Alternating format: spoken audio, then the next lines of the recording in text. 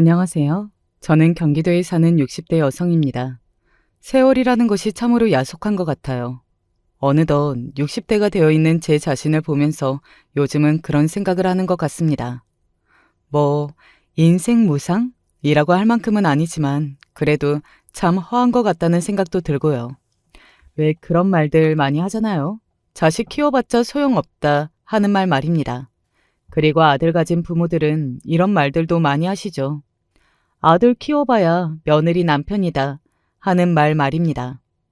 저도 사실 얼마 전까지는 그렇게 생각하고 살았습니다. 그리고 그렇게 생각하고 자식들과는 조금 거리를 두는 것이 결혼을 한 자식들이 더 행복하게 살 수 있는 길이라고 생각하기도 했고요. 그런데 오늘 이곳에 사연을 쓰게 된 계기가 되었던 그 일을 겪고 나서는 그래도 부모와 자식 간에 어느 정도 교류도 있고 서로 할 말은 하고 살아야 하는 거구나 하는 생각을 하게 되었던 것 같네요. 네, 오늘은 제 자식에 관한 이야기를 한번 해볼까 합니다. 정확히는 아들내미와 아들내미의 마누라 이야기요. 뭐, 지금은 아들내미 마누라가 아니게 된 전 며느리지만요. 제 며느리가 이제는 전 며느리가 되게 된 그 이야기를 지금부터 시작해 보겠습니다. 저는 흔히들 이야기하는 남편 복이 참 없는 여편네였습니다. 하지만 결혼을 잘못했다고 생각하지는 않았어요. 뭐, 알고 한 결혼이었습니다. 저희 아버지가 참 나쁜 사람이었거든요. 그냥 다 하신 분이었습니다. 술도 좋아하고 또 그 좋아하는 술을 마시고 매일 가족들을 때리고 밖에서 첩질하고 다니고 돈도 한 푼도 집에 안 가져다 주고 그런 것들이요. 하나만 해도 손가락질을 받는 일들을 그냥 다 하셨어요. 아마 지구상에서 가장 못돼 먹은 남편 그리고 아버지가 아니었나 싶네요. 평생을 그렇게 밖에서 첩질하고 도박하고 가끔 집에 들어오는 날이면 술을 먹고 돈을 내놓으라고 온 집안을 뒤집어 엎는 그런 아버지의 밑에서 나고 자랐습니다. 당연히 아버지를 너무너무 많이 미워했어요. 제 손으로 죽일 수만 있다면 죽이고 싶다 하는 생각도 참 많이 했었습니다. 저는 나중에 아버지가 돌아가실 때 임종도 지키지 않았거든요. 그리고 마지막으로 배웠을 때도 이렇게 이야기했을 정도로 아버지를 미워했어요. 나는 아버지를 단 한 번도 아버지라 생각한 적 없고 어른이라 생각한 적도 없고 안타깝거나 불쌍한 마음이 손톱만큼도 없어요. 아버지가 당장 내일 돌아가신다고 해도 눈물 한 방울 안 흘릴 거예요. 그리고 오늘 아버지에게 이 말을 한 걸 평생 후회하지도 않을 거고요. 그리고 그 말은 지금까지 지켜지고 있습니다. 저는 정말로 아버지가 돌아가셨을 때 눈물 한 방울 흘리지 않았고 지금까지 돌아가시기 직전에 그런 말을 한 걸 후회하지 않거든요. 가끔은 더 이야기할 걸 그랬나 하는 후회가 남았으면 남았지 말입니다. 아무튼 그런 아버지 밑에서 자랐으니 일단은 다 필요 없고 그 집을 벗어나는 것이 제 일의 목표였습니다. 그렇다고 지나가는 남자 아무나 붙잡고 결혼을 하자 할 수는 없었지만 그래도 남편은 제 아버지보다는 나아 보였어요. 물론 낫기는 합니다. 적어도 저희 남편은 술을 먹고 집에 와서 저나 아이들을 때리지는 않았거든요. 밖에서 첩질하고 집에 생활비 안 가져다 주는 것은 했지만요. 뭐 남자나 남편에 대한 대단한 환상과 그로 인해 내 인생이 달라질 거라는 동화 같은 이야기를 꿈꾸며한 결혼은 아니었기 때문에 내 발등 내가 찍었다 그렇게 여기면서 살았어요. 그래서 그런지 마음이 힘들기는 했지만 나름대로 잘 살아냈다고 생각합니다. 그리고 남편과 결혼하지 않았으면 내 새끼들이 없는 거잖아요. 그래서 더더욱 후회하지는 않아요. 저에게는 아들 하나, 딸 하나가 있습니다. 둘 다 제 속을 한 번도 썩여본 적이 없는 효자 효녀예요. 뭐, 둘 다 공부를 너무 잘해서 학비 때문에 제가 등골이 조금 휘기는 했지만 그건 제가 오히려 너무 감사한 부분이었고요. 우리 아들과 딸이 늘상 저에게 해줬던 말이 있습니다.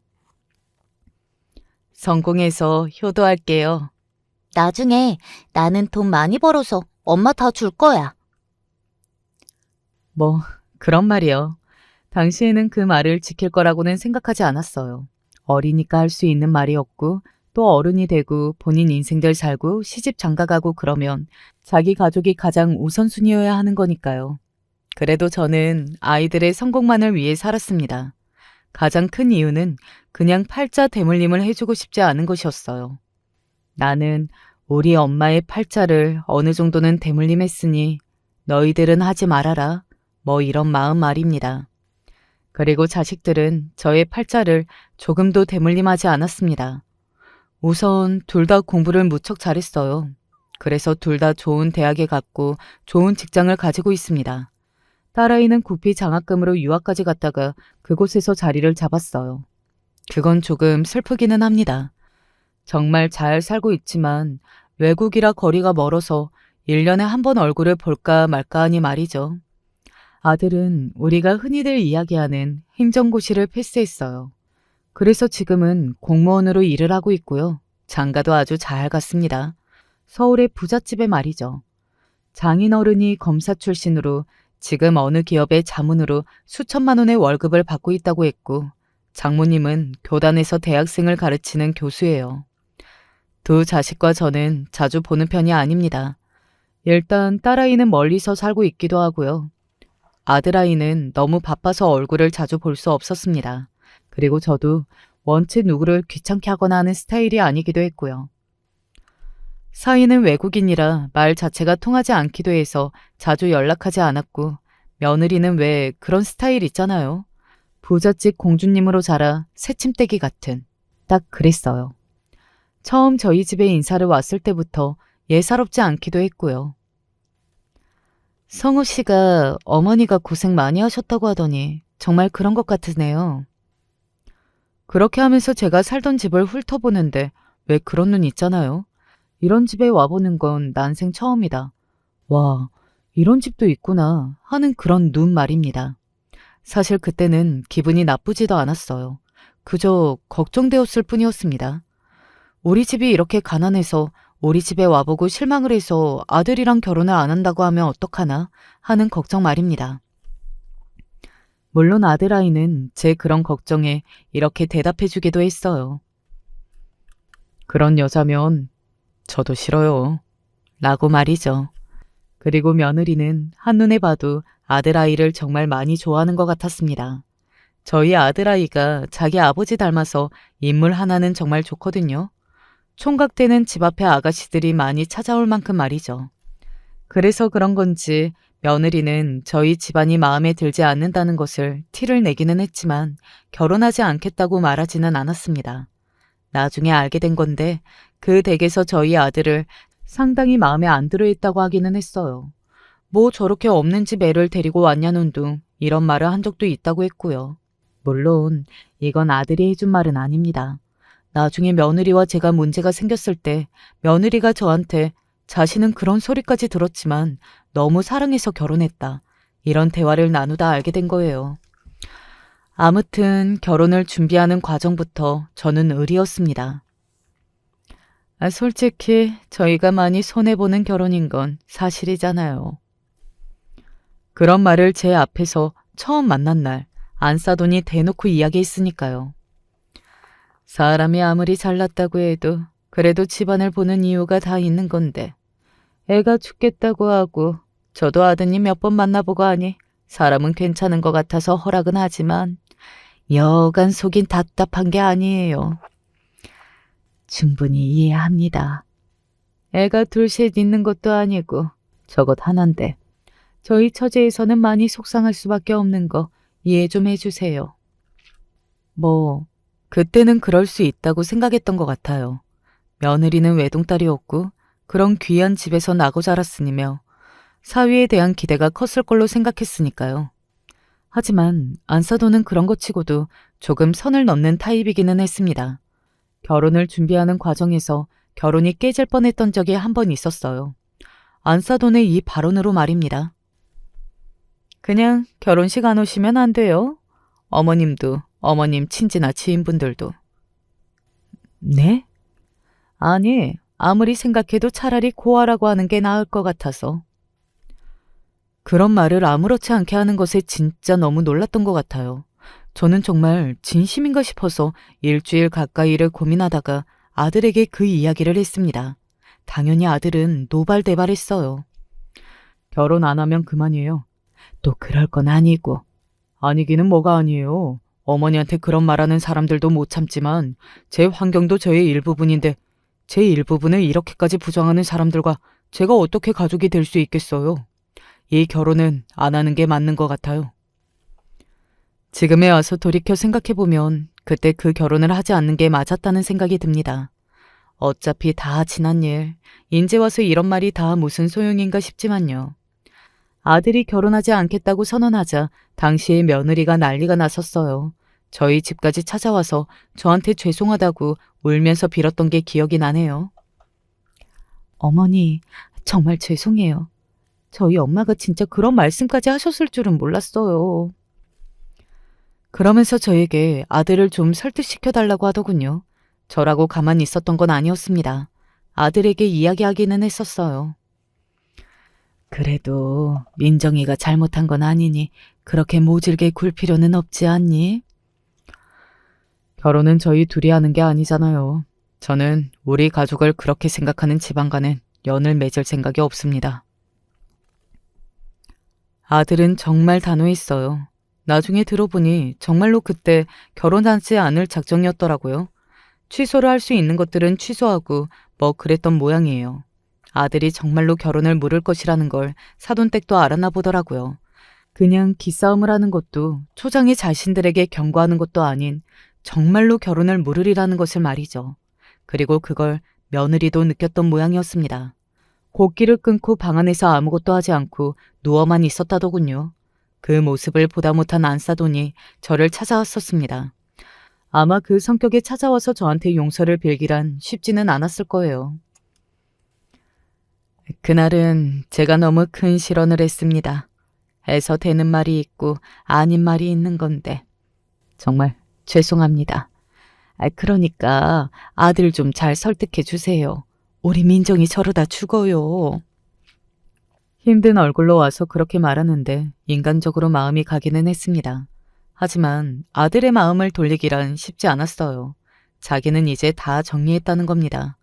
결국에는 바깥사돈까지 저와 아들을 찾아오는 상황이 생겼고요. 죄송합니다. 이 사람이 아직 많이 부족해서 자네한테도 미안하네. 그러니 화 풀어. 우리 민정이랑은 아무런 문제 없지 않았나. 결국은 아들도 받아들였습니다. 제 생각인데 그때 사돈댁은 자존심이 꽤나 많이 상한 것 같아요. 자신들이 절대 갑의 위치에 서 있어야 하는 결혼인데 숙이고 들어온 거니까요. 그래서 나중에 저를 더 무시한 게 아닌가 싶고요. 그때의 일이 앙금이에 남아서 말이죠. 그 뒤로 결혼을 준비하는 동안에는 사돈댁과는 별 문제가 없었습니다. 굉장히 조심하는 게 그때는 보였어요. 아들이 한 번 한다면 하는 아이라는 것을, 자기 같은 대단한 집안보다 어머니를 더 위한다는 것을 확인해서 그런 것 같았어요. 며느리도 그 뒤로 한동안은 저에게 잘했습니다. 그래서 저는 그때 그런 일을 한번 겪은 것이 전화 위복이 되었다고 생각했던 적도 있었어요. 결과적으로는 아니었지만요. 임신하기 전까지는 저에게 정말 잘했어요. 하지만 임신하고 나서는 달라졌습니다. 어머니, 제가 안정기 될 때까지는 저희 집에 안 오셨으면 좋겠어요. 제가 뭐 며느리 집에 자주 드나드는 것도 아니었습니다. 초기라 걱정이 돼서 조금 들여다본 거랑 연락을 몇 번 한 게 전부였어요. 그 들여다본 것도 대부분 임산부 몸에 좋다는 음식을 등고 간 거였고요. 마음이 편한 게 제일 중요한 법이잖아요. 어머님이 아무리 편하게 해주신다고 해도 저로서 어머님은 시어머니라 신경이 쓰일 수밖에 없거든요. 그래서 당분간은 조금 방문이나 연락을 자제해 주셨으면 좋겠어요. 사실 조금 서운하기는 했지만 거기까지는 이해를 했습니다.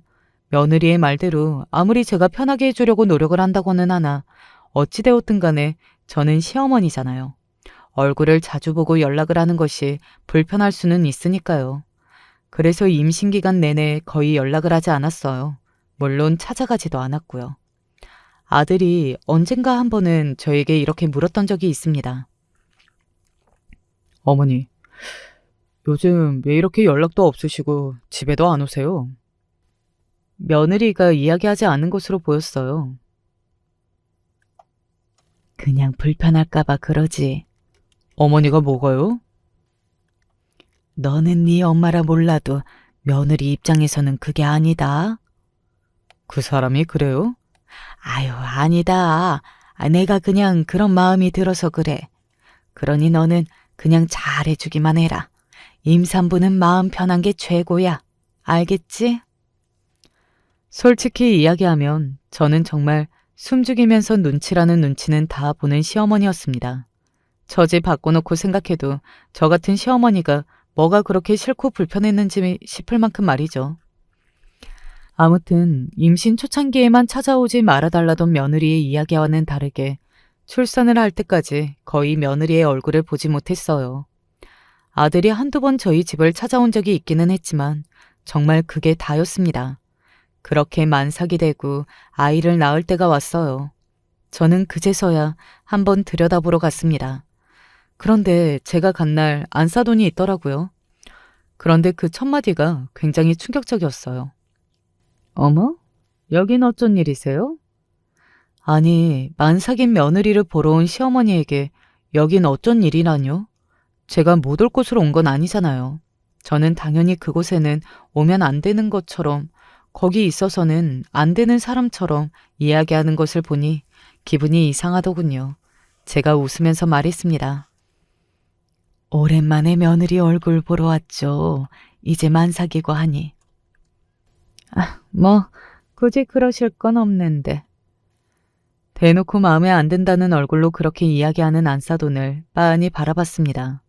그때까지만 하더라도 안사돈은 그래도 그 전에 저희 아들이 저한테 대한 태도로 인해 얼마나 화를 냈는지 본 기억이 났던 건지 저에게 그렇게까지 막대먹게 굴지는 않았던 것 같아요. 아니, 뭐 오셨으니 한번 들어가 보세요. 그런데 며느리도 노골적으로 제가 온 것에 대해 싫은 티를 팍팍 내더군요. 오시면 오신다고 말씀을 하셨어야죠. 이렇게 갑자기 오시면 어떡해요? 어제 성우한테 이야기했는데 못 들었니? 그 사람한테 이야기를 하면 어떡해요? 본인한테는 어지간하면 전화를 못 걸게 하니까 아들에게 한 거 아니겠어요. 그리고 제가 제 아들한테 전화해서 그런 이야기도 못한단 말입니까? 어이가 없는 눈으로 며느리를 바라보자 며느리는 조금 숙이기는 하더라고요. 그때까지는 그래도 아들빨이 먹혔던 것 같아요. 만삭이 되니까 잠도 못 자고 그래서 짜증만 들어 그래요. 그래, 고생이 많다. 며느리는 한참을 그렇게 아무 말을 하지 않고 있다가 이렇게 이야기하더군요. 산후조리원에 있다가 당분간은 친정에 가 있으려고요. 뭐 산후조리는 친정에서 할 수 있고 그건 어떻게 보면 당연한 거기도 하니까 별 생각이 없었습니다. 저는 고개를 끄덕였어요. 그러니까 아이 낳고도 어머님은 신경 쓸 거 없으시다는 말이에요. 저는 며느리가 무슨 말을 하는 건지 알아먹었습니다. 그러니까 나중에 아이를 낳고 나서도 자신을 귀찮게 하는 일이 없었으면 한다는 말이었어요. 뭐 지들끼리만 잘 살고 싶어하는 요즘 젊은 아이들 많잖아요. 부모의 도움 없이 자기들끼리 알아서 잘 살면서 간섭도 받고 싶지 않아 하는 애들 말입니다. 사실 그 전제 조건은 부모에게 바라는 것도 없어야 한다고 생각하거든요.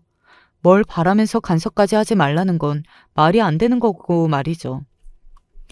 그때까지만 하더라도 며느리는 저에게 딱히 바라는 게 없었고 또 그래 보였으니 그러려니 했습니다. 서운하기는 했어도 말이죠. 하지만 며느리는 점점 바라는 것이 생기기 시작했습니다. 어머님, 오늘 애 좀 봐주세요. 산후조리원에서 2달, 그리고 친정에서 2달을 조리를 하는 동안 저는 며느리 얼굴을 단 한 번 봤습니다. 당연히 손주도 한두 번밖에 보지 못했고요. 그런데 그 대단한 산후조리가 끝나자마자 아이를 안고 저를 찾아왔었어요. 그때는 저는 좋았습니다. 손주를 하도 보여주지 않아서 너무 보고 싶어 꿈에도 나올 정도였거든요. 그런데 저에게 하루 종일 아이를 맡긴다니까 당연히 좋죠. 뭐 오래되기는 했어도 아이를 키워본 경험도 있고 그리고 제가 애 보는 거에 재능이 있는 편이기도 했거든요. 그렇게 한두 번 아이를 봐주기 시작했어요. 어머니, 오늘도요. 어머니, 오늘도요. 그런데 그 빈도가 점점 잦아졌습니다. 물론 손주가 싫은 건 아니었어요. 하지만 너무 자주 그리고 무엇보다 연락도 없이 찾아와서는 애만 덜렁 맡기고 가는 게 마음에 들지 않았달까요?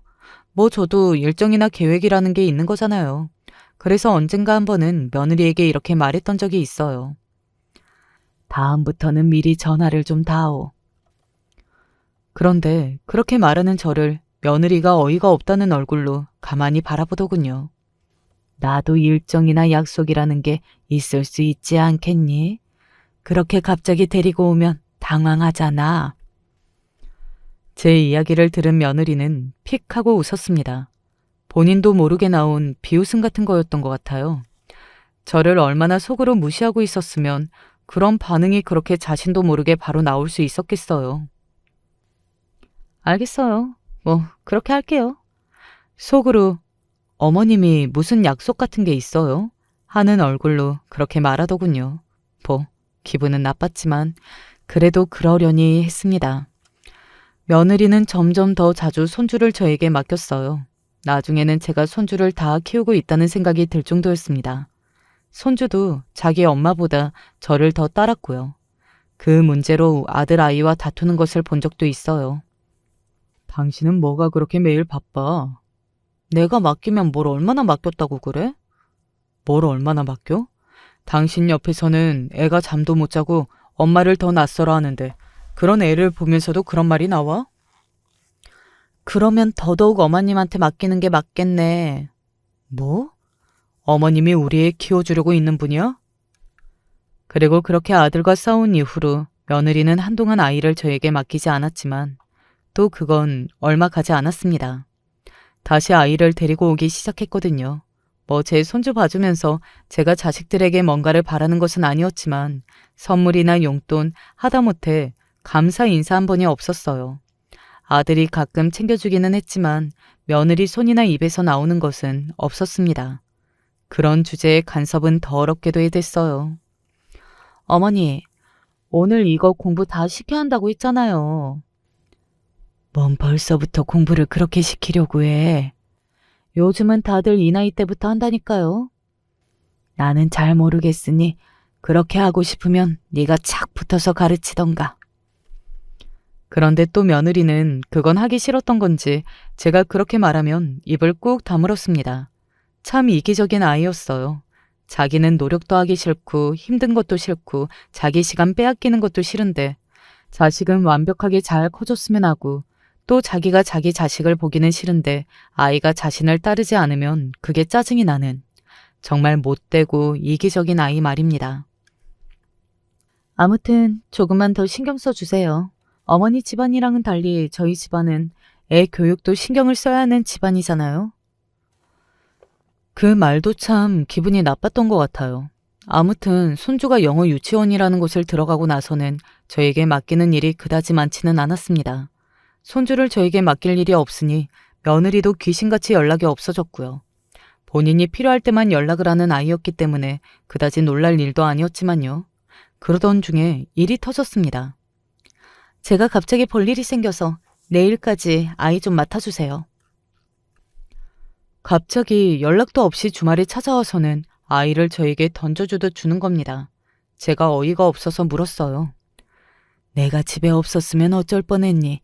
이렇게 연락도 없이 오면 어떻게 하냐? 라고 말이죠. 어머님은 집에 늘 계시잖아요. 어머님이 어딜 가신다고? 또 저를 무시하는 듯한 그 말투와 얼굴에 화가 나기는 했지만 그래도 참았어요. 어디 가는데 이렇게 급하게 아이를 맡겨?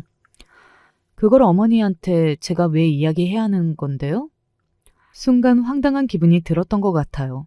아니, 아이를 이렇게 던지듯 넘기며 맡긴다고 하는 것도 어이가 없는데 아이를 맡기면서 왜 맡기는 건지 물어보지도 못하느냐 말입니다. 1박 2일 동안 애를 봐달라고 맡기면서 내가 그 정도도 못 물어보냐? 진짜 유세 한번 더럽네. 그건 분명히 저 들으라고 한 말이었어요. 아무리 경우가 없고 위아래가 없다고 한들 시어머니의 면전에 대고 며느리가 그게 할 말이냔 말입니다. 제가 순간 욱해서 되물었습니다. 너 지금 뭐라고 했니? 제가 그렇게 정색하고 나올 줄은 몰랐던 건지 어떤 건지 며느리는 순간적으로 조금 당황한 것 같기는 했습니다. 한 발 물러서기는 하더라고요. 친한 친구 부모님이 돌아가셨다고 해서 지금 지방에 가야 해서 제가 조금 예민했나 봐요. 죄송해요. 그렇다는데 제가 무슨 말을 더 할 수 있었겠어요. 걱정 말고 다녀오라고 했습니다. 그게 거짓말일 거라고는 정말이지 꿈에도 생각조차 하지 못했어요. 그런데 그날따라 손주 녀석이 기운이 뻗쳤습니다. 온 집안을 들쑤시고 다녔거든요. 제가 진정시켜 보려고 해도 소용이 없었어요. 언젠가 아들 녀석이 전화로 했던 이야기가 생각났습니다. 저렇게 스트레스를 많이 받는데 공부를 시키는 게 맞나 싶네요. 애가 많이 힘들어해? 네. 지 엄마고 할아버지고 할머니고 맨날 얼굴 볼 때마다 오늘은 유치원에서 뭐 배웠는지 이런 것만 물어보니까 그 어린 나이에도 공부라는 거에 대해서 벌써 진료하는 것 같고 저는 그래서 손주 녀석이 안쓰럽다는 생각이 들었습니다. 검사 할아버지의 교수인 할머니의 얼마나 손주에 대한 기대가 크겠어요. 그런데 본인은 하기 싫으면 너무나 큰 스트레스고 말입니다. 저는 그래서 그렇게 날뛰는 모습을 보면서도 말려야겠다는 생각이 들지는 않았습니다. 위험하게 놀지만 않으면 된다 생각하고 두고 보고 있었어요. 그런데 아이가 순식간에 식탁 위로 올라가더니 밑으로 뛰어내렸습니다. 정말 눈 깜짝할 사이였어요. 왜 아이를 보다 보면 그렇게 눈 깜짝할 사이에 다치기도 하고 그런 법이잖아요. 아마 아이를 키워보신 분들이라면 제가 무슨 이야기를 하는지 다들 아실 겁니다. 할머니 아파. 발목을 부여잡고 그렇게 우는 손주를 보는 제가 더 아팠어요. 저는 재빨리 아이를 업고서는 나가 택시를 타고 병원 응급실로 갔습니다. 정말 정신이 하나도 없었어요. 출장을 갔다는 아들에게도 또 한창 상갓집에서 일을 하고 있을 며느리에게도 전화를 할 수 없었습니다. 좀 삔 거니까 너무 걱정하지 않으셔도 될 것 같아요. 뼈에는 이상이 없나요? 정말 문제 없어요? 네, 사진 다 찍어봤는데 별 이상은 없어요. 그러니까 안심하시고 그만 가보셔도 됩니다. 발목이 퉁퉁 부어오른 손주를 보고 제가 얼마나 울었는지 몰라요. 왜 아이가 그런 식으로 다치면 꼭 아이를 제대로 보지 못한 제가 죄인 같고 그런 법이잖아요. 그래서 그날은 밤새 거의 한숨도 자지 못했어요. 그리고 다음 날이 밝았습니다. 문제의 그 일은 그날 일어났어요. 어머? 애 발이 이게 뭐예요? 상갓집에서 돌아온 며느리가 붕대가 칭칭 감긴 손주 녀석의 발목을 보고 기함을 하며 소리쳤습니다. 저는 순간적으로 며느리에게도 너무 죄스러운 마음이 들었어요. 식탁 위에서 뛰었는데 너무 순식간에 일어난 일이라 내가 미처 보지 못했다. 그리고 미안하다고까지 했어요. 그런데 며느리는 순간적으로 이성을 잃은 건지 어떤 건지 찢어지는 목소리로 소리를 꽥 하고 질렀습니다. 지금 제정신이세요? 라고 말이죠. 아니, 애를 어떻게 보면 애가 식탁 위에 올라가는 걸 못 봐요? 그리고 어떻게 이렇게 떨어져서 다치게 둬요? 그 엄청난 고함 소리에 저는 순간적으로 확 기세에 눌려서 그 어떤 말도 하지 못했어요. 지금 저한테 분풀이 하고 싶은 거 애한테 하시는 거죠? 하지만 그 말을 듣고 있을 수 없었습니다. 그게 무슨 소리냐? 내가 너한테 화가 났다고 한들 왜 그걸 내 손주한테 풀어? 그게 아니고서야 식탁 위에 올라가는 짓도 저랑 있으면 생전 안 하는 짓인데 왜 그런 짓을 하느냐고요. 어머님이 일부러 그런 게 아니면. 너무 어이가 없고 억울해서 눈물이 다 날 것 같더라고요. 사람이 할 말이 있고 못할 말이 있는 게다. 내가 내 손주를 일부러 다치게 하다니 그게 무슨. 저는 어머님 말 못 믿어요. 이거 가만히 안 있어요. 그냥은 못 넘어간다고요. 뭘 어쩌겠다는 건지 싶어서 가만히 며느리를 바라봤습니다. 그리고 그 뒤로 며느리의 입에서 나온 말은 정말 상상을 초월하는 말이었어요. 어머님이 정말 죽고 싶으신 모양인데 우리 아버지 어떤 사람인지 알죠? 거기서 시어머니한테 죽고 싶으신 모양인데 라는 말을 하는 것도 기가 막혔지만 자기 아버지 뭐 하는 사람인 줄 알죠 라뇨? 그 말은 즉슨 이런 말이잖아요. 사돈이 검사인 게 뭐? 너 설마 내가 정말 일부러 했다고 생각하고? 네, 아버지한테 다 말할 거예요. 다 말하고 내가 수사하게 할 거라고. 내가 어머니 가만히 안 둘 거라고. 내 아들을 감히, 내 아들을. 입이 떡 벌어졌습니다. 무슨 말을 어떻게 해야 할지 감도 안 잡히더군요. 손이 덜덜 떨려오는 것도 같았던 것 같아요. 어떻게 감히 내 아들을 이렇게, 이렇게. 지금 와서 돌이켜 생각해보면 더 어이가 없네요. 그렇게 소중한 아들을 왜 그렇게 믿지 못하고 싫어하는 저한테 맡기느냐 말입니다. 안 그래요? 저는 저를 향해서 계속해 악담을 퍼부으며 저를 노려보는 며느리를 가만히 보고 있다가 문득 깨달았습니다. 지금 제 눈에선 눈물이 흐르고 있다는 것을 말이죠. 억울하고 그런 걸 넘어서 정말 서러웠던 것 같아요. 왜 내가 저런 아이에게 이런 말과 취급을 받고 있어야 하는 건지, 내가 뭘 그렇게 잘못한 건지 그런 생각이 들어서 말이죠. 뭘 잘했다고 우세요? 지금 울어야 할 사람이 누군데? 그런 저의 모습을 보고서도 소리를 그렇게 버럭 지르는 며느리를 보면서 저는 생각했던 것 같아요. 아, 저 아이와 나는 오늘로 끝이구나 하는 것을 말입니다. 막말로 그런 소리를 시어머니에게 하는 며느리랑 어떻게 가족으로 계속 살 수 있겠어요. 저는 그 길로 바로 안방으로 들어갔습니다. 며느리는 계속해서 밖에서 저를 향해 소리를 질러댔고요. 그리고 바로 아들에게 전화를 했어요. 나 억울하고 서러워서 못 살겠다. 나 정말 못 살겠어. 어머니? 무슨 일이세요? 네 마누라가 내가 지우기를 일부러 다치게 했다는구나. 지 아버지한테 이야기해서 나를 처벌하겠다고 난린데 나는 이런 며느리랑 이제는 못 산다. 못 살아. 그게 대체 무슨 소리세요? 당연히 아들은 못 알아들을 만했습니다. 그 말에 단번에 어떻게 이해가 되겠어요. 이렇게 구구절절 설명해도 이게 무슨 일인지 이해가 되지 않는 분들도 계실 만큼 어이가 없는 일인데 말입니다. 아들이 서럽게 오열하는 제 목소리를 듣고서는 금방 오겠다고 하더군요. 그 전화를 끊고 거실로 다시 나갔습니다. 며느리는 손주 녀석을 데리고 올 때 챙겼던 짐을 다시 챙기고 있더군요. 저 진짜 가만 안 있을 거예요. 가지 말고 있거라. 네? 가지 말고 있으라고 했다. 저는 그날 결판을 낼 생각이었습니다. 며느리는 그렇게 이야기하는 저를 빤히 보다가 비웃고서는 이렇게 이야기하더군요. 제가 어머님이 있으라면 있어야 하는 사람이에요? 네 남편이랑 계속 살고 싶으면 있어. 제가 그렇게 단호한 얼굴과 말투로 이야기할 줄은 몰랐던 건지 며느리가 순간적으로 움찔하는 게 보였습니다. 하지만 그 와중에도 이렇게 받아치기는 하더군요.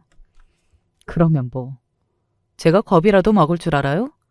그리고 어머님 아들도 지 아들 바보예요. 지 아들이 이렇게 다쳤다는데 어머님 편을 들 것 같아요? 며느리는 그렇게 말하면서도 가지 않고 있기는 하더군요.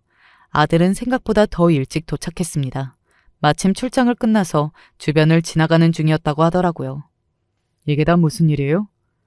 챙기다만 짐과 거실 한가운데 세상 모르고 곤히 잠든 손주 녀석, 그리고 소파에 앉아있는 며느리와 바닥에 앉아서 멍하니 천장만 보고 있는 저를 보고 아들이 소리쳤습니다. 어머니가 애를 잘못 봐서 우리 지우개가 다리가 이렇게 다쳤잖아. 그런데 내가 그런 소리도 못해? 내가 뭘 그렇게 잘못했는데. 며느리가 선빵을 치더군요. 저는 어이가 없어서 그런 며느리를 가만히 보고 있었습니다. 당신이 어머님한테 뭐라고 했는데? 그냥 애를 어떻게 봤길래 이렇게 됐냐고. 내가 그 소리도 못해? 나도 애 다친 거 보니까 순간적으로 화도 나고 욱해서 그런 거지. 제일 중요한 말은 빼놓고 하더군요. 며느리 본인도 그렇게 말하면서 제 눈치를 한번 힐끔 보기는 했습니다. 본인도 알았던 겁니다. 본인이 저에게 얼마나 심한 말을 한 건지 말이죠. 그게 정말 다냐? 그럼 뭐가 더 있는데요? 내가 일부러 그런 거라며? 내가 너 미워서 일부러 지우개를 다치게 한 거라며? 그래서 나보고 죽고 싶냐고 하지 않았니? 네 아버지가 검사니까 각오하라고. 며느리의 표정이 점점 안 좋아지는 게 보였습니다. 제 입으로 들으니 새삼스럽게 본인이 얼마나 엄청난 말을 한 건지 와닿은 모양이더라고요. 뭐, 지가 뱉을 때는 몰랐겠죠. 생각 없이 뱉은 말일 테니까요. 생각이라는 걸 아는 인간이라면 할 수 없는 말이잖아요. 어머니 말이 정말이야? 아들의 목소리가 낮게 가라앉았습니다. 저도 처음 보는 아들의 모습이었어요. 그렇게 화난 모습은 말이죠. 그리고 그건 며느리도 마찬가지인 듯 보였습니다. 엄청나게 당황하기 시작했거든요. 아니, 그게 아니고 나도 순간적으로 놀라서. 어머니한테 정말로 저런 말을 했냐고 묻잖아. 했는지 아닌지만 말해. 아들이 다시 한번 크게 소리를 질렀고 며느리는 몸을 움찔하고 떨고서는 가만히 있었습니다. 그리고 그 침묵이 대답이나 마찬가지였어요. 본인이 그 말을 한 게 맞다는 건 말입니다. 네가 정말 돌았구나. 말을 무슨 그렇게 해? 왜? 어머니한테는 죽고 싶냐는 둥 그런 말을 아무렇지 않게 해놓고 나한테 돌았냐는 말 듣는 건 싫어? 어? 며느리가 입을 꼭 하고 다물었습니다. 그러고는 슬쩍 저를 보더군요. 저는 그 상황에서 저를 왜 보는 건지 모르겠다고 생각했던 것 같아요.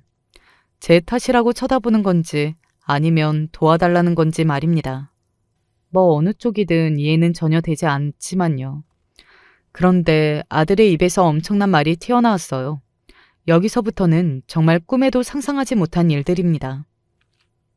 나는 이제는 너랑 못 살겠다. 내가 어디까지 봐줘야 하니? 어? 여보, 그게 무슨 말이야? 아니, 무슨 이런 일로 말을 그렇게까지.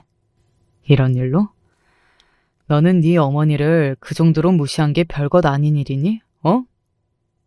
내가 언제 어머니를 또 그렇게 무시했다고. 그게 아니면 어머니한테 죽고 싶냐는 둥 일부러 그랬다는 둥 그런 소리를 어떻게 해? 그리고 뭐 장인어른이 검사야? 그래서 뭐 우리 어머니 고소라도 하게? 신고라도 하게? 뭐 어쩌려고? 그건 나도 순간적으로 화가 나서. 순간 같은 소리 좋아하네. 너는 그게 본심인 거야? 너도 본심이 튀어나온 거라고 평소에 그렇게 생각하고 대했으니 그런 말도 나오는 거지. 아니었으면 그런 말이 어떻게 튀어나와? 나는 네가 그동안 우리 어머니를 어떻게 생각하고 대했는지 단번에 알겠는데? 사실 아들 말이 다 맞는 말이었습니다. 그렇게 무의식 중에 나오는 말이라도 그 말에는 평소에 생각이 깔려있는 법이잖아요. 한 번도 생각해보지 않는 일이면 어떻게 그렇게 바로 그런 말이 튀어나올 수가 있느냐고요. 여보, 내가 잘못했어. 어? 네가 사과해야 할 사람이 나야? 아들의 그 말에 며느리는 저를 바라보더군요. 그리고는 저에게 다가와서 제 손을 잡았습니다. 어머니, 제가 정말 죄송해요. 아무리 화가 난다고 해도 해서는 되는 말이 있고 안 되는 말이 있는 건데. 그걸 아는 애가 그동안 그랬니? 하는 말이 목 끝까지 차올랐지만 그래도 삼켰습니다. 하지만 차마 괜찮다는 말은 튀어나오지 않더군요. 네가 무슨 말을 해도 나는 너랑 이제는 안 살아. 그런 일도 없겠지만 설사 어머니가 용서한다고 해도 나는 너랑 이제는 못 살아. 여보, 왜 그래? 내가 모를 줄 알아? 아들이 무언가 의미심장한 말을 꺼냈습니다. 그리고 그 말에 며느리가 순식간에 그 자리에서 굳었어요. 두 사람 사이에 무슨 일이 있는 것 같아 보였습니다. 뭘? 너 혜정씨 부모님 상갓집 다녀온 거 아니잖아. 아들이 정색을 하고 그렇게 이야기하더군요. 그 이야기를 듣는데 순간 저도 뒷목이 싸해지는 기분이 들었다니까요. 그런데 당사자인 며느리는 어땠겠어요? 그게 도대체 무슨 말이야? 내가 거길 안 가면 어딜 갔다 와? 너는 내가 병신 같아 보이냐? 모르는 척 해주고 있으니까 진짜로 머저리 같아? 어? 아들은 그렇게 이야기하면서 품 안에서 뭔가를 꺼냈습니다. 그리고 며느리의 얼굴에 그거를 던졌어요. 순식간에 일어난 일이었습니다. 이게 뭔데? 며느리는 덜덜 떨리는 목소리와 덜덜 떨리는 손으로 아들이 자기 얼굴을 향해 뿌린 것을 집어 들었습니다. 그리고는 얼굴이 하얗게 질렸어요. 저도 제 주변으로 떨어진 그것을 한 장 들어 올렸습니다. 그건 사진이었어요. 아니, 이게 무슨... 그 사진 속에는 어떤 젊다 못해 어려 보이는 남자 하나와 며느리가 뽀뽀하는 장면이 찍혀 있었습니다. 제 입이 떡하고 벌어질 수밖에 없었어요. 여보, 이건... 뭐, 할 말이 더 있어? 어? 이건 내가 육아로 너무 스트레스를 받아서 한두 번 간 거야, 어? 한두 번 같은 소리 좋아하네. 너 1년 동안 그 호스트바 다닌 거 알아? 호스트바. 정말 제가 그런 단어를 듣게 되는 날이 오리라고는 상상조차 해본 적이 없었습니다.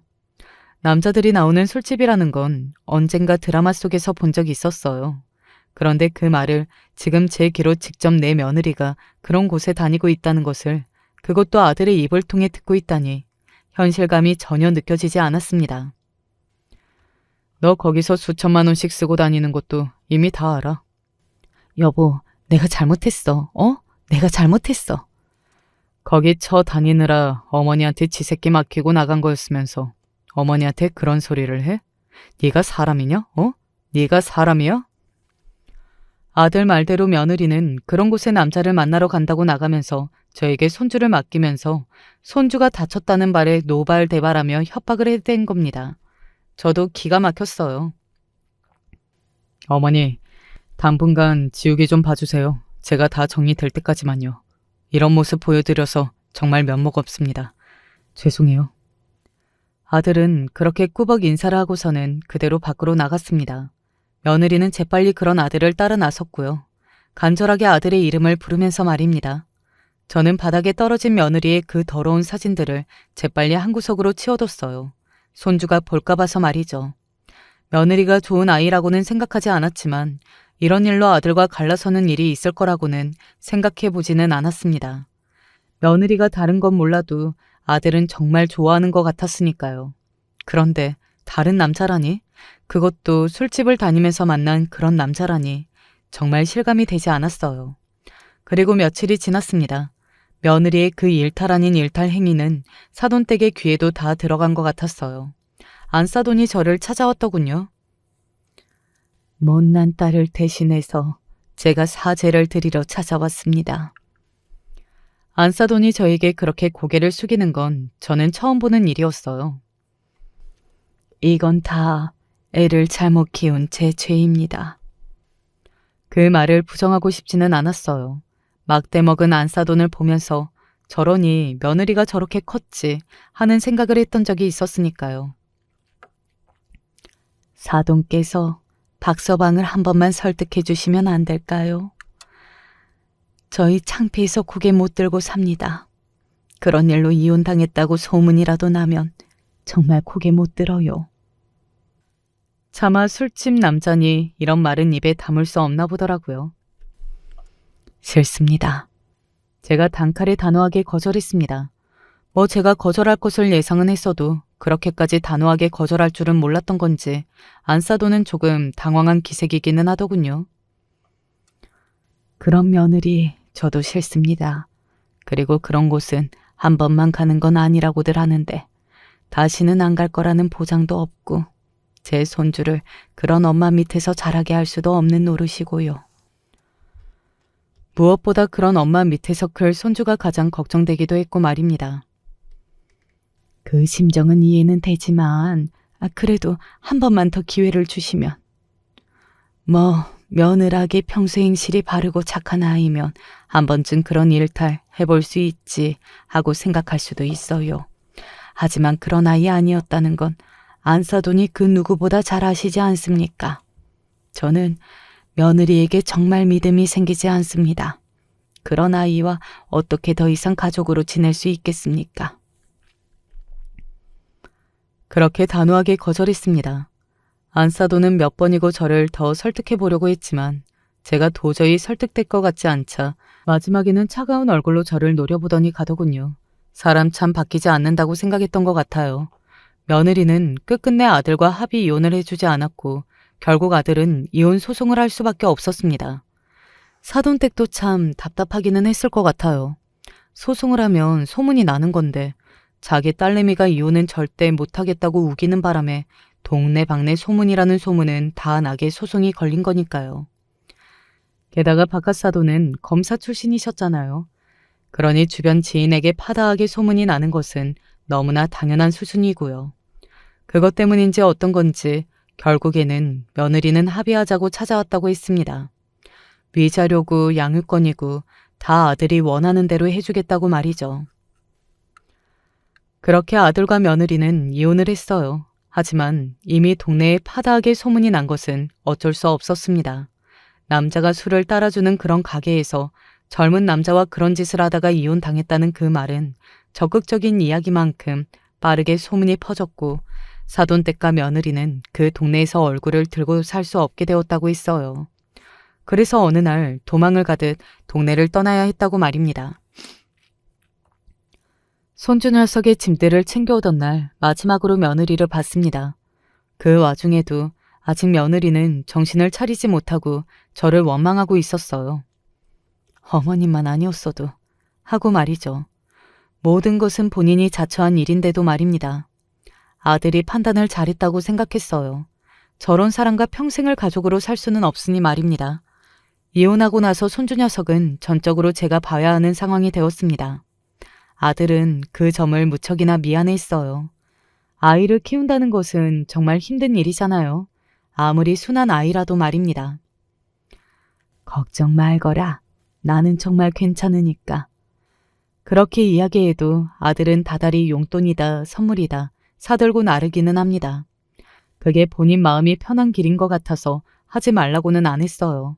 잘 모아뒀다가 언젠가 손주가 대학에 가게 되거나 하는 날에 등록금으로 주려고 생각은 하고 있습니다. 그게 될지는 몰라도 말이죠.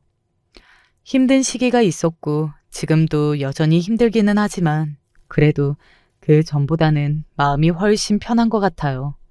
그리고 손주를 잘 키워낼 자신도 있고 말입니다. 그래서 하루하루 살아내는 게 힘들지만은 않네요. 제 이야기는 여기까지입니다. 어떻게 들으셨는지 모르겠네요. 정말 세상에는 별의 별일이 다 있는 것 같죠? 아, 혹시 엄마 없이 자랄 제 손주에게 한마디씩 덕담을 해주실 수 있으실까요? 혹시 아나요? 좋은 분들에게 좋은 말들을 들으면 정말로 좋은 아이로 자랄 수도 있잖아요. 그러면 저는 이제 그만 사연을 줄이겠습니다. 마지막까지 제 이야기 들어주셔서 감사합니다. 언제나 건강하시고 여러분의 가정에는 늘 좋은 일만 있기를 바라겠습니다. 안녕하세요. 전 열심히 살고 있는 한 가정의 가장입니다. 부모라고 해서 똑같은 부모는 없겠죠. 오늘은 용기를 내어 저희 부모님 이야기를 해보려고 합니다. 남들에게 말하긴 그렇고 하여 익명으로 보내게 되는데 글이 두서가 없더라도 양해 부탁드립니다. 저희 아버지에겐 말버릇이 하나가 있습니다. 바로 남자가 말이야. 그리고 여자가 말이야입니다. 말버릇만 보셔도 느껴지시겠지만 저희 아버지는 참 가부장적인 분입니다. 남자가 말이야, 사내 대장부밖에 용기가 있어야 할 거 아니야? 용기가. 그 정도 탐으로 어떻게 가족 꾸리고 먹여 살리려 그래? 남자 구실도 제대로 못하는 놈들은 그냥 죽어도 싸지. 그런 놈들은 왜 살아? 공기 아깝게. 에휴. 여자가 말이다. 집안일도 제대로 못해? 여자가 돼서는 지아비가 바깥일을 하면 집안 살림하고 애들 돌보면서 그저 남자한테 순종하고 내내하며 살아야지. 너 벌써부터 이러면 나중에 결혼할 때 어떻게 하려고 그러냐? 아무리 여자가 결혼하면 출가 외인이라지만 나는 내 핏줄 타고난 자식이 이렇게 여자답지도 못한 거 절대 못 참는다. 너는 네 부모도 욕먹일 셈이야? 사남매인 저희가 저를 포함해서 자라며 아버지에게 시도 때도 없이 들은 말들입니다. 어렸을 땐 그게 잘못된 건 줄도 몰랐습니다. 아버진 틈만 나면 저희가 아주 조금의 잘못만 해도 손을 드는 분이었습니다. 저희 사남매에겐 그런 아버지가 너무 무섭고 두려운 대상이었습니다. 그래서 아버지의 눈에 들지 않기 위해서 늘 숨죽이고 살았습니다. 아버진 저희 집 가장임과 동시에 저희 집 가족들을 모두 휘두르는 폭군이었습니다.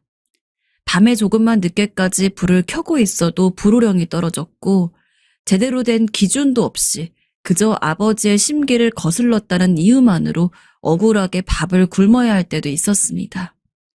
그리고 저는 어렸을 땐 모두가 다 그렇게 자라는 줄 알았습니다. 나만 그런 게 아니라 생각했습니다. 하지만 학교에 들어가고 나이가 들면서 다정한 아버지를 자랑하는 친구들을 보면서 아, 모두가 우리 아버지 같은 건 아니구나 라는 걸 깨달았습니다. 그때부터는 조금씩 왜 나만 이런 대접을 받아야 하는지 미움이 솟았습니다. 억울했습니다. 나도 똑같이 아이인데 부모에게 사랑받고 싶은데. 그러나 어렸던 제가 할 수 있는 것은 없었어요.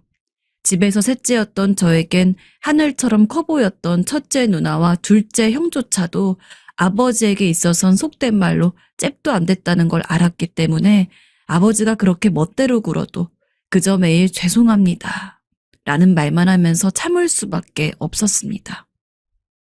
그러던 누나는 어느 날 독한 눈을 하고 이렇게 말했습니다.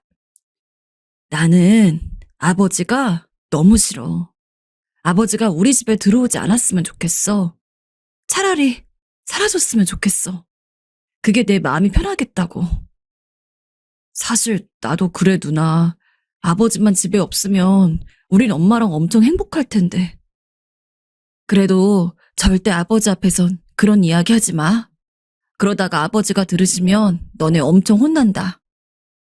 전 매일같이 아버지가 들어오지 않는 집을 꿈꾸었습니다. 당시 친구 하나는 아버지가 일 때문에 너무 바빠서 자주 못 본다며 투덜거린 적이 있었는데 전 오히려 그 친구가 너무 부러웠습니다. 물론 그 친구는 저랑 달리 좋은 아버지를 가졌기 때문에 아버지 얼굴을 못 보는 것이 아쉬웠겠지만 전 아니었으니까요. 또한 자식들한테 돌같이 보는 걸 넘어서 자기 소유물로 생각하는 아버지이기에 당연히 어머니한테도 잘할 리 없었습니다. 저희 어머니 젊어서부터 저희 아버지 때문에 참 속 많이 썩으셨던 분입니다. 아버진 가부장적인 성격만으로 끝나는 분이 아닙니다. 여자 문제도 참 많이 일으켰어요. 어렸던 저희 남매들도 알 정도였으니 어머니는 아마 더 힘드셨을 겁니다. 매일같이 여자 향수 냄새, 술 냄새 풍기면서 들어오는 아버지 때문에 눈물로 밤을 지새우고 아침까지 눈 한 번 감지 못한 채 꼬박 밤을 새우며 아버지를 기다리다가 저희 밥을 차려준 적도 많으세요. 물론 아버지는 어머니가 어떻게 살든 전혀 신경 쓰지 않았습니다. 전 그런 어머니가 너무 안쓰러웠어요. 근데 아버진 이 여편네야, 당신은 살 뺄 생각도 안 해? 이렇게 맨날 집에만 있으니 살이 찌지. 아니, 안 창피해?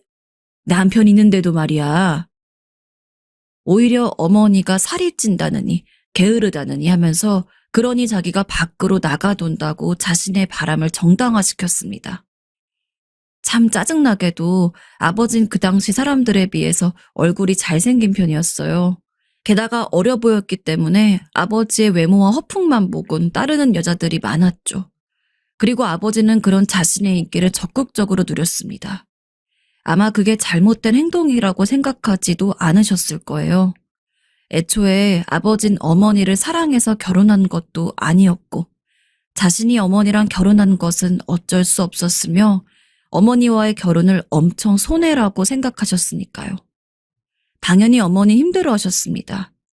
그때 가서는 저희 사남매도 한 살 한 살 조금씩 어른이 되어가고 있었기 때문에 아버지가 어머니에게 얼마나 냉정하고 냉혹하게 대하는지 잘 알고 있었어요.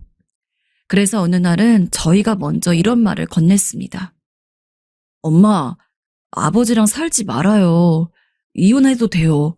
우리랑만 같이 살면 안 돼요? 너희 아버지 너무 미워하지 말아라. 저래 보여도 너희 생각은 끔찍하게 하실 거야. 엄마는 괜찮아. 엄만 너희만 건강하게 자라면 더 바랄 게 없단다. 그러니 너희도 아버지에게 나쁜 마음 가지지 말고 공부 열심히 하면서 아프지 말아야 한다. 어머니의 말을 완전히 납득할 순 없었습니다. 하지만 어머니는 완전히 옛날 분이시라 아버지랑 이혼한다는 건 생각도 하지 못하셨어요. 그런 상황에서 저희 남매들이 아버지랑 척을 진다면 그 중간에 낀 어머니만 힘드실 게 뻔했죠. 그래서 저희는 암묵적으로 이야기를 나누었습니다. 아버지를 미워하고 싫어하되 겉으로 티는 내지 말자고요. 그래서 남들이 보기에는 아마 그럭저럭 평범한 가족이었을 겁니다. 아버진 가부장적이셨지만 그렇기 때문에 어떤 때는 인위적으로 화목한 모습을 보이시려 할 때도 있었어요. 그럴 때면 저흰 온 가족끼리 고기라도 구워 먹었죠. 그렇게 시간이 지났습니다. 저희 남매 모두 각자 자기 자리에서 먹고 살 길을 찾으면서 직장을 다니고 있었어요. 그리고 누나부터 시작해서 한 명 한 명 결혼을 했고 제가 마지막으로 결혼을 하면서 저희 4남매는 모두 부모님과 떨어져서 살게 되었습니다.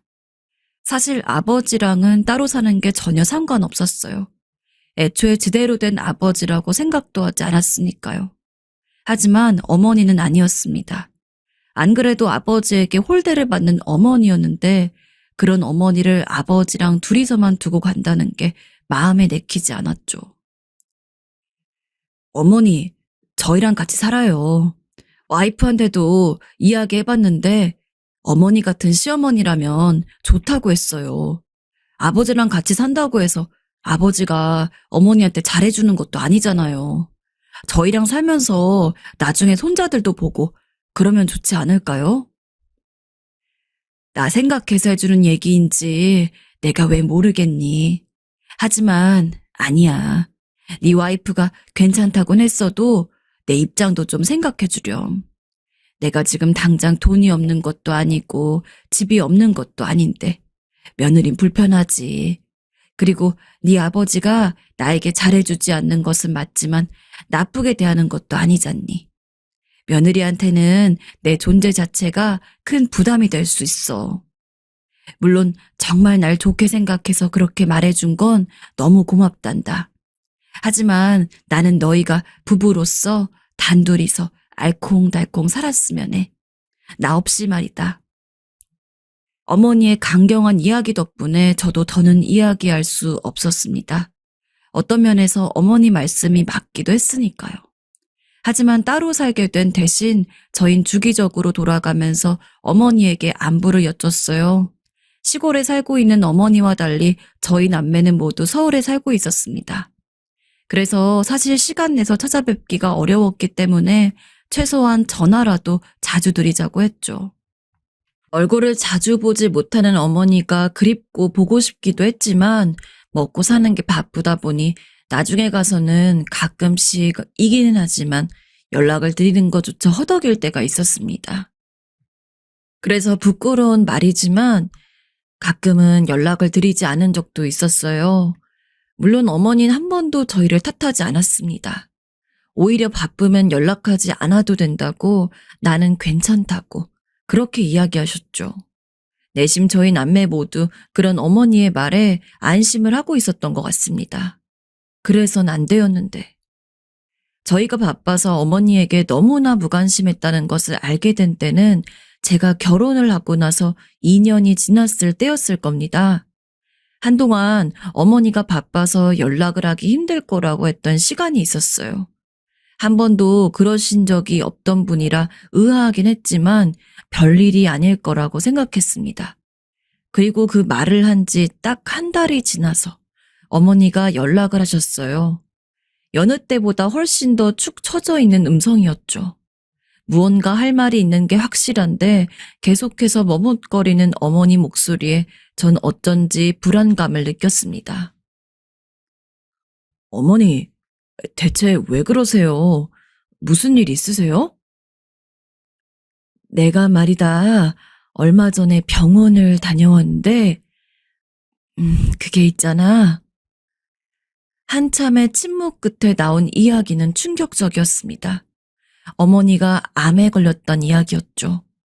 저희 사남매는 당장 어머니가 계신 시골로 내려갔습니다. 함께 시간을 맞춰서 내려갈 새도 없었습니다. 그냥 되는 사람들끼리 먼저 기차를 잡았고 일 때문에 힘든 형제들은 여유 시간이 날 때 내려왔습니다. 어머닌 어쩐지 마지막으로 보았을 때보다 초췌한 느낌이었어요.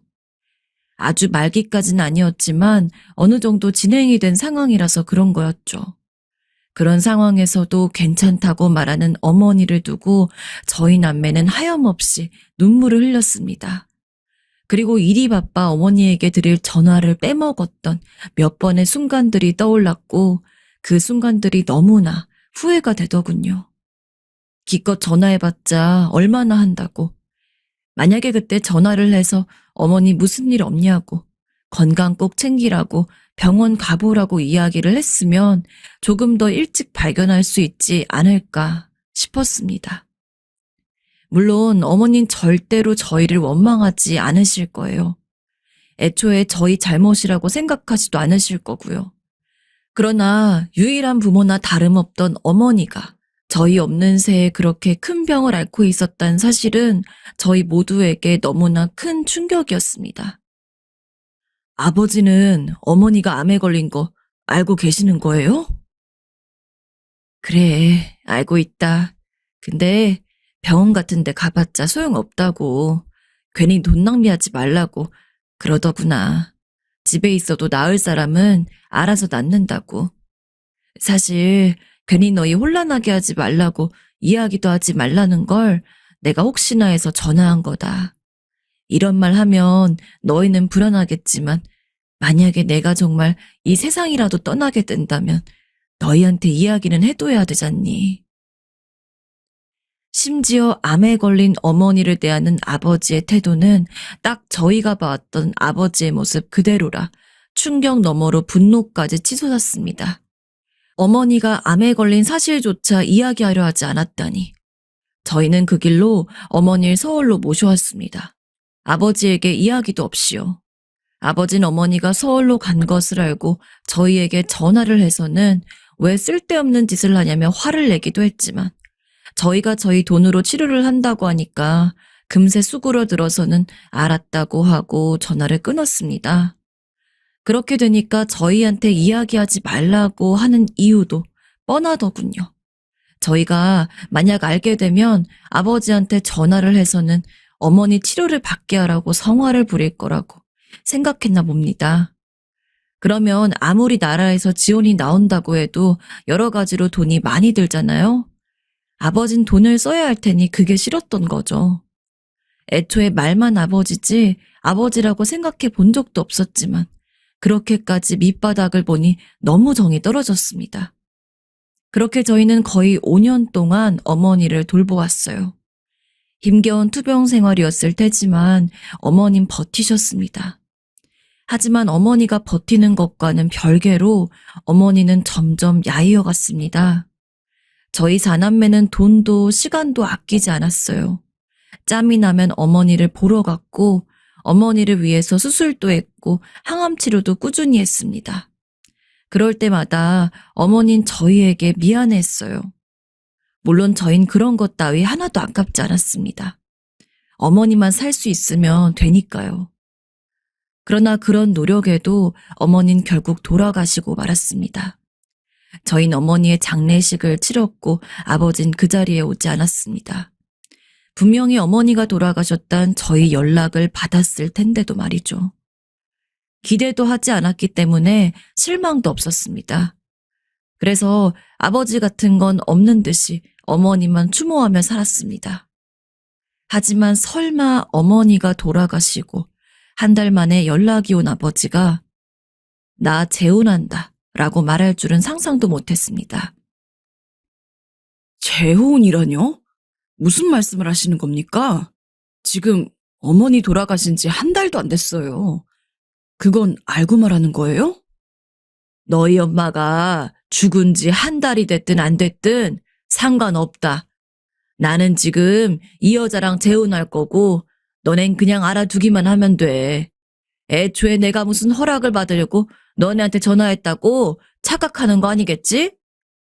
그래도 자식이니까 이야기는 해두는 거다. 이제 나도 너희들 때문에 고생한 거 이제라도 좀 편히 살아봐야겠어. 언제부터 자식들을 챙겼다고. 저희를 챙긴 건 어머니인데 아버지 말에 정말 어이가 없었습니다. 아버지는 언제나 제멋대로였고 그때도 마찬가지였습니다. 하지만 아무리 그래도 그렇지 어떻게 어머니가 죽은 지 한 달도 안 된 상황에서 새로운 여자랑 재혼을 하겠다고 하는 건지 저흰 도저히 용서할 수가 없었습니다. 어머니랑 함께 살아온 오래된 추억이 있는 집에서 아버지가 어디서 만났을지, 언제 만났을지도 모르는 새 여자랑 함께 한다는 걸 용서할 수가 없었습니다. 게다가 생각해보면 애초에 말이 되지 않는 이야기입니다. 그냥 사귀는 거라는 걸 이야기할 정도였다면 여전히 아버지가 이해되지 않는 것은 마찬가지겠지만 그냥 넘어갔을 겁니다. 하지만 다른 것도 아니고 재혼이에요. 재혼까지 하고 싶을 정도의 마음이 든 여자를 과연 어머니가 죽은 뒤에 만난 걸까요? 제가 보기엔 아니었거든요. 분명 엄마가 서울에서 그렇게 힘들게 암과 싸우고 있을 시절에 아버진 다른 여자를 만나셨을 겁니다. 언제나와 같이 알고는 있었지만 저희 아버지는 참으로 너무한 분입니다. 예상했던 것처럼 아버지는 저희 어머니 투병하는데 병원비 한 푼 안 냈어요. 돈이 아주 없으신 분이었다면 말도 안 합니다. 다른 여자들 만날 땐 이것저것 사주고 선심 베푸느라 펑펑 쓰시는 분이에요. 저희 어머니에게만 인색한 거죠. 저희라고 해서 어머니 암 치료비 되는 게 쉬운 일은 아니었습니다. 물론 요즘은 암 치료비 관련해서 국가에서 지원도 많이 되고 있긴 해요. 하지만 그것만 있는 것도 아니고 어머니가 5년 동안 투병하면서 병원 외에 요양원도 갔고 저희 나름대로 암에 좋다는 음식이며 약이며 바리바리 찾아서는 어머니에게 드리기도 했고 이래저래 큰 돈이 많이 들었습니다. 그 돈 전부 저희 사남매가 다 냈고요. 저도 그렇고 다른 형제들도 그렇고 가족이 이미 있는 상태여서 솔직히 어머니에게 그렇게 다 쏟는 게 쉬웠던 것은 아니었습니다. 하지만 그래도 버텼어요. 어머니를 그만큼 사랑했으니까요. 하지만 결국 어머니는 돌아가셨고 그나마 어머니가 드러났던 보험의 보험금은 어머니 암 치료에 있어서 아무 짓도 하지 않았던 아버지에게 돌아갔습니다. 저흰 그대로 아버지와 인연을 끊었어요. 이제는 아예 전화조차 하지 않았고 아버지의 번호를 지웠습니다. 그리고 돌아가신 어머니를 가슴에 묻고 열심히 일했어요. 기일 때마다 어머니 산소에 찾아가서 인사를 드리는 거 빼고는 각자 자기 일하면서 바쁘게 살았습니다. 그렇게 한 3년 정도 지났을 때였을까요? 퇴근을 하고 집에 왔는데 웬일로 현관까지 나온 아내가 무척 난처한 기색으로 저를 맞이했습니다. 당신 표정 왜 그래? 집에 누구라도 와 있어? 여보, 누가 와 있긴 한데 그분이 아버님이셔. 아내도 당연히 제가 아버지와 연을 끊은 걸 알고 있었습니다. 그래서 아마 갑작스럽게 연락도 없이 찾아온 아버지로 인해서 당황한 것 같았죠. 대체 이번엔 또 무슨 이야기를 하려고 이렇게 뻔뻔하게구나. 화가 났습니다. 만약에 아버지가 찾아올 줄 알았다면 아내에게 무조건 문을 열어주지 말라고 했을 텐데 그런 이야기는 듣지 못한 상황에서 아버지가 생떼를 부렸을 겁니다. 염치도 없는 사람임이 틀림없습니다. 무엇인진 몰라도 분명 말 같지도 않은 요구를 할 게 뻔했죠. 제가 없는 집에 멋대로 들어와 있는 것이 화가 나긴 했지만 조금 차분히 생각하니 잘 되었다는 생각도 들었습니다. 이참에 제대로 말을 다 한 다음에 연을 끊으면 좀 더 깔끔할 테니까요. 그래서 신발을 벗고 아버지가 있다는 방에 들어가자마자 소리를 질렀습니다. 아버지는 대체 무슨 염치로 여기를? 저한테 아버지란 사람은 없습니다. 당장 나가세요. 하지만 제 말은 금세 끊길 수밖에 없었습니다. 아버지가 눈물을 흘렸기 때문입니다. 아버지가 뻔뻔하게 굴거나 아니면 도리어 화를 내는 모습은 예상했지만 우는 아버지의 모습은 제 예상이 없었습니다. 그렇게 커 보이고 무서웠던 아버지가 어린아이처럼 엉엉 우는 모습을 보니 갑자기 멍해지더군요. 그러면서 아버지는 여기 좀 봐라라며 팔을 보였죠. 셔츠를 걷어진 맨팔은 시퍼런 멍자국이 가득했습니다. 멍이 있는 것이 놀랍긴 했지만 동정심은 들지 않았어요. 이유도 궁금하지 않았습니다. 하지만 아버지는 그런 제 앞에서 불쌍한 척이라도 하고 싶은 건지 자초지종을 이야기했습니다. 네 새엄마가 말이다. 알고 봤더니 아버지는 재혼한 그 여자랑 콜라텍 같은 곳에서 만난 모양이었습니다. 젊은 데다가 몸매도 좋아 보이는 여자에게 아버지는 홀딱 빠졌죠. 그리고 역시나 제가 예상했던 대로 어머니가 투병하고 있던 시절에 만났던 여자였습니다. 아버진 그 여자에게 가진 돈, 안 가진 돈 다 털어서 이것저것 해준 모양이에요. 사실 아버지가 돈이 없는 것은 아니었지만 그렇다고 해서 여자한테 잔뜩 퍼주고도 남을 만큼 돈이 많은 분도 아닙니다. 당연히 재산은 금세 미천을 드러냈겠죠. 심지어 그 와중에 잘 보이겠답시고 돈 많은 척까지 했으니 더욱 견디기가 힘들었을 겁니다. 나는 설마 그 여자가 그렇게 악독한 여자일 줄은 꿈에도 몰랐다. 나쁜 계집애 같으니라고 어디 감히 지아비를 그렇게. 아버진 그 뒤론 어쩐지 쪽팔리고 겸연쩍은지 구체적으로 설명하지 않고 두루뭉술하게 이야기를 하다가 그 여자의 욕을 하기 바빴지만 딱 봐도 견적이 나왔습니다.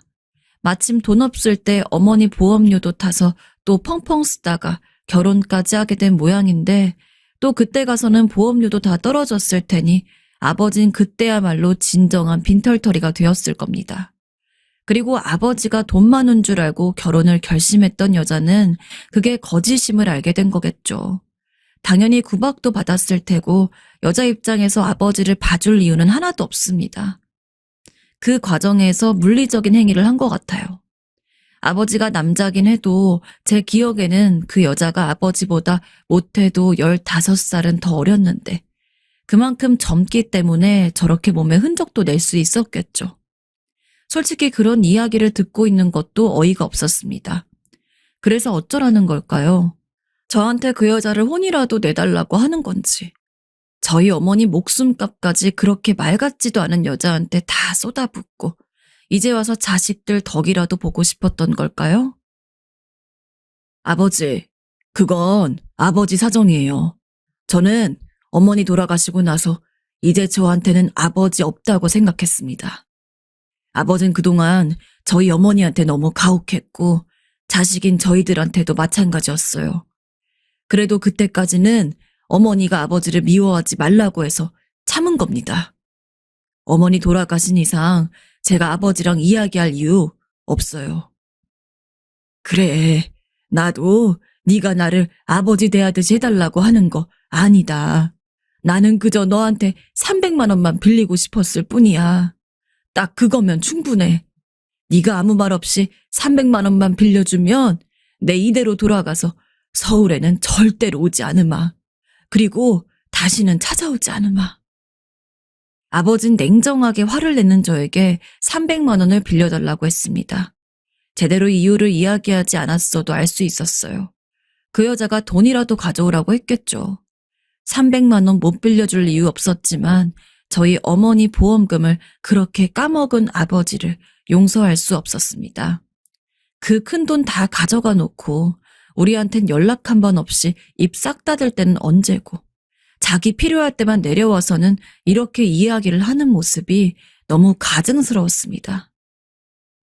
네가 300만 원을 빌려줘야 내가 살 수가 있다. 응? 제발 셋째야 그 정도는 줄 수 있지 않니? 내가 돈 벌어서 갚을게.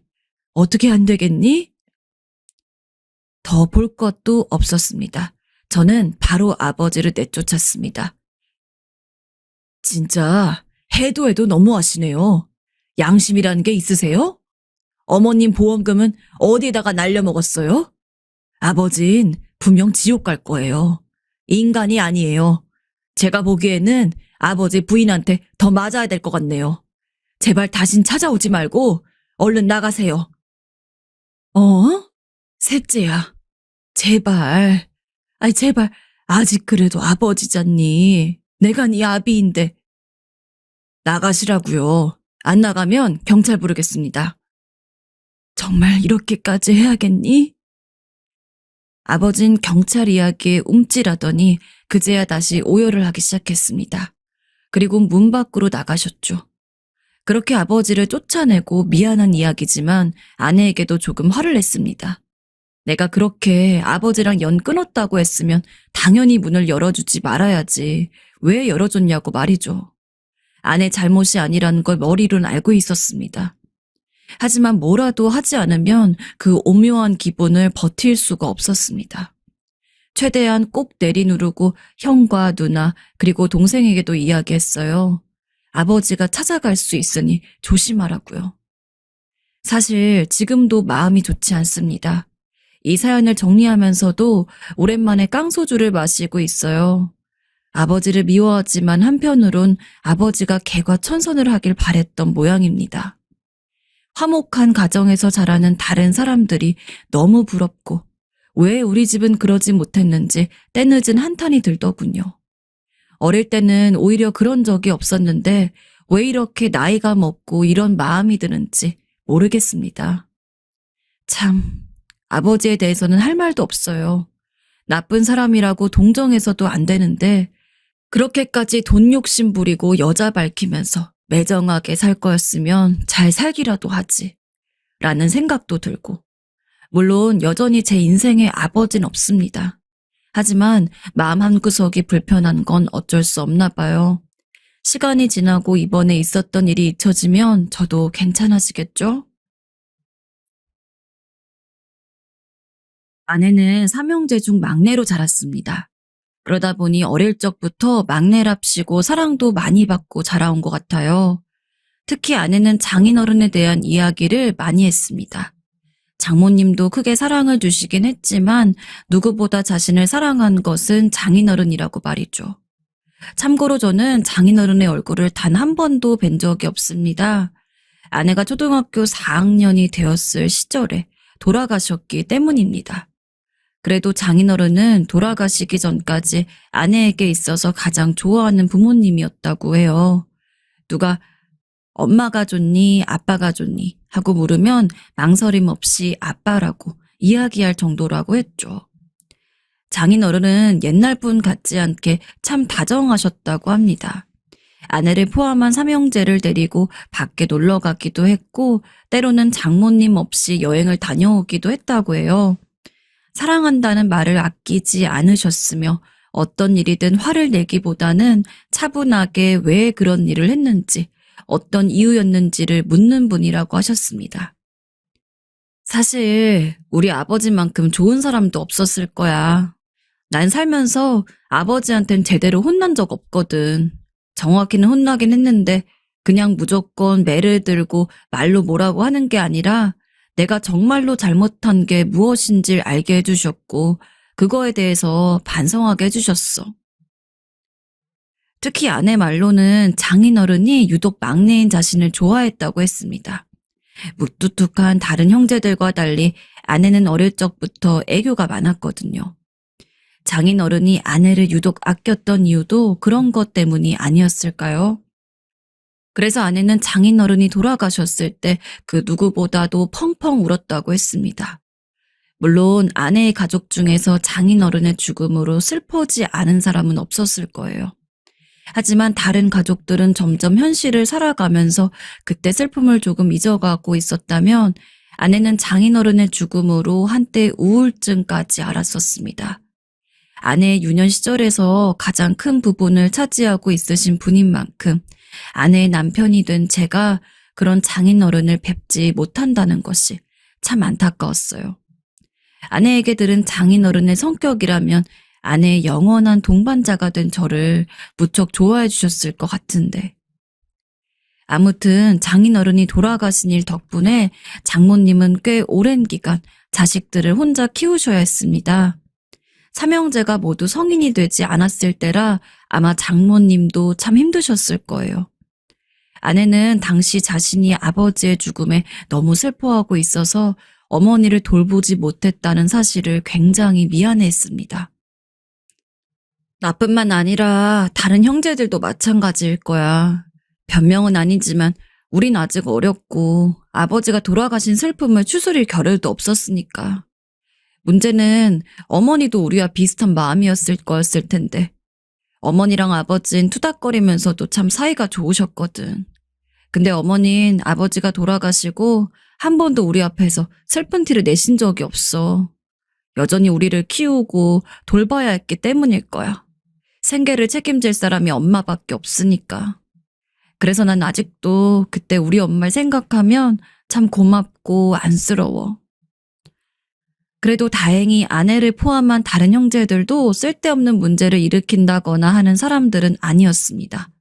그래서 다들 대학도 가고 취직도 하고 힘들게 키워주신 장모님의 은혜에 보답할 수 있었다고 합니다. 장모님도 막내인 아내가 직장을 잡았을 때 안도의 한숨과 눈물을 흘리시면서 이제 나도 조금 쉬어도 되겠구나. 내 할 몫은 다 했구나. 라고 했다고 하더군요. 분명 장모님도 혼자서 자식들을 키우는 것 때문에 많이 부담을 가지고 계셨을 겁니다. 여기까지만 들으면 아무런 문제 없습니다. 장인 어른을 잃고 혼자 고생하신 장모님이 무척이나 안쓰러울 뿐이죠. 하지만 사위인 제가 사연을 정리하게 된 것엔 다른 이유가 있습니다. 바로 장모님에게 조금 이상한 모습을 보았기 때문입니다. 때는 제가 아내와 결혼을 하고 3년 정도 지났을 때입니다. 그때까지만 해도 장모님한테 별 특이사항은 없었습니다. 조금 무뚝뚝하시긴 했지만 그럭저럭 사위들, 며느리들 잘 챙겨주는 분이었어요. 명절 때는 늘 온 가족이 장모님 사는 곳에 모여서 식사를 했는데 그때는 하필 명절 기간에 다들 각자 일로 바쁘고 그래가지고 가족별로 따로따로 모였습니다. 근데 분명 그때까지만 해도 장모님은 여느 때와 별다를 바가 없었습니다. 당연히 저는 장모님에 대해서 크게 관심을 가지지 않았고요. 근데 장모님 댁에 다녀오고 나서 한 달이 지났을 때였을까요?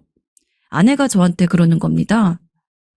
여보, 요새 엄마가 너무 이상한 것 같은데 내가 어떻게 해야 될까? 장모님이 이상하다고? 우리 저번에 명절 때 갔을 때만 해도 평소랑 똑같으시지 않았어? 그때는 그랬는데 내가 얼마 전에 다른 형제들이랑 전화를 좀 했거든. 근데 들어보니까 엄마 하는 행동이 영 이상해가지고 걱정이 되네. 그러시는 분이 아닌데. 그렇다고 형제들이 거짓말을 했을 리도 없으니까. 들어보니까 저희가 마지막으로 명절 때 들리고 난 뒤 장모님은 대체 무슨 생각이신진 모르겠지만 혼자 살고 있던 지방에 집을 팔았다고 했습니다. 여분으로 가지고 있던 집이 아니라 장모님이 실제로 거주하고 있던 곳이었죠. 아무도 장모님이 그런 행동을 할 줄 몰랐다는 게 핵심입니다. 당장 살고 있는 집을 팔았으니 장모님은 다른 곳에 들어가 살아야 했죠. 근데 아무런 연락도 없이 그냥 갑자기 첫째 처형 집에 쳐들어가서는 살기 시작했다고 합니다. 처형은 무척 당황하긴 했지만 장모님에게 사정이 있을 거라 생각한 모양입니다. 설마 장모님이 아무런 언질도 없이 대책도 없이 집을 팔고라곤 상상도 못하고 말이죠. 처형이 그 사실을 알게 된 것은 장모님이 처형집에 쳐들어간 지 2달 정도 지났을 때라고 합니다. 엄마, 이젠 이야기해줘도 괜찮지 않아? 대체 왜 갑자기 우리 집에 오게 된 거야? 집에 무슨 일 생겼어? 그냥 집을 팔아서 그렇다. 집을 파니까 갈 곳이 없어서 그런 거지 뭐. 별 이유가 있겠니? 왜? 엄마가 여기서 사는 게 죄라도 되냐? 아니, 그건 아니고. 처형은 그저 궁금해서 물었을 뿐인데 장모님은 거기에 툭 쏘듯 대답을 했다고 합니다. 평소 같지 않은 모습의 처형은 좀 더 꼬치꼬치 장모님에게 이유를 캐물었다고 해요. 결국 장모님이 왜 그렇게 행동을 했는지를 다 이야기를 해주었는데 그 이유가 장모님의 동창들 때문이었습니다. 잘은 몰랐는데 장모님 동창분들은 거의 대단한 분들만 있는 것 같더라고요. 변호사 사위, 갑부 사위, 의사 사위는 물론이고 아주 효심지극하게 처가댁 식구들을 모시는 사위들도 많은가 봅니다.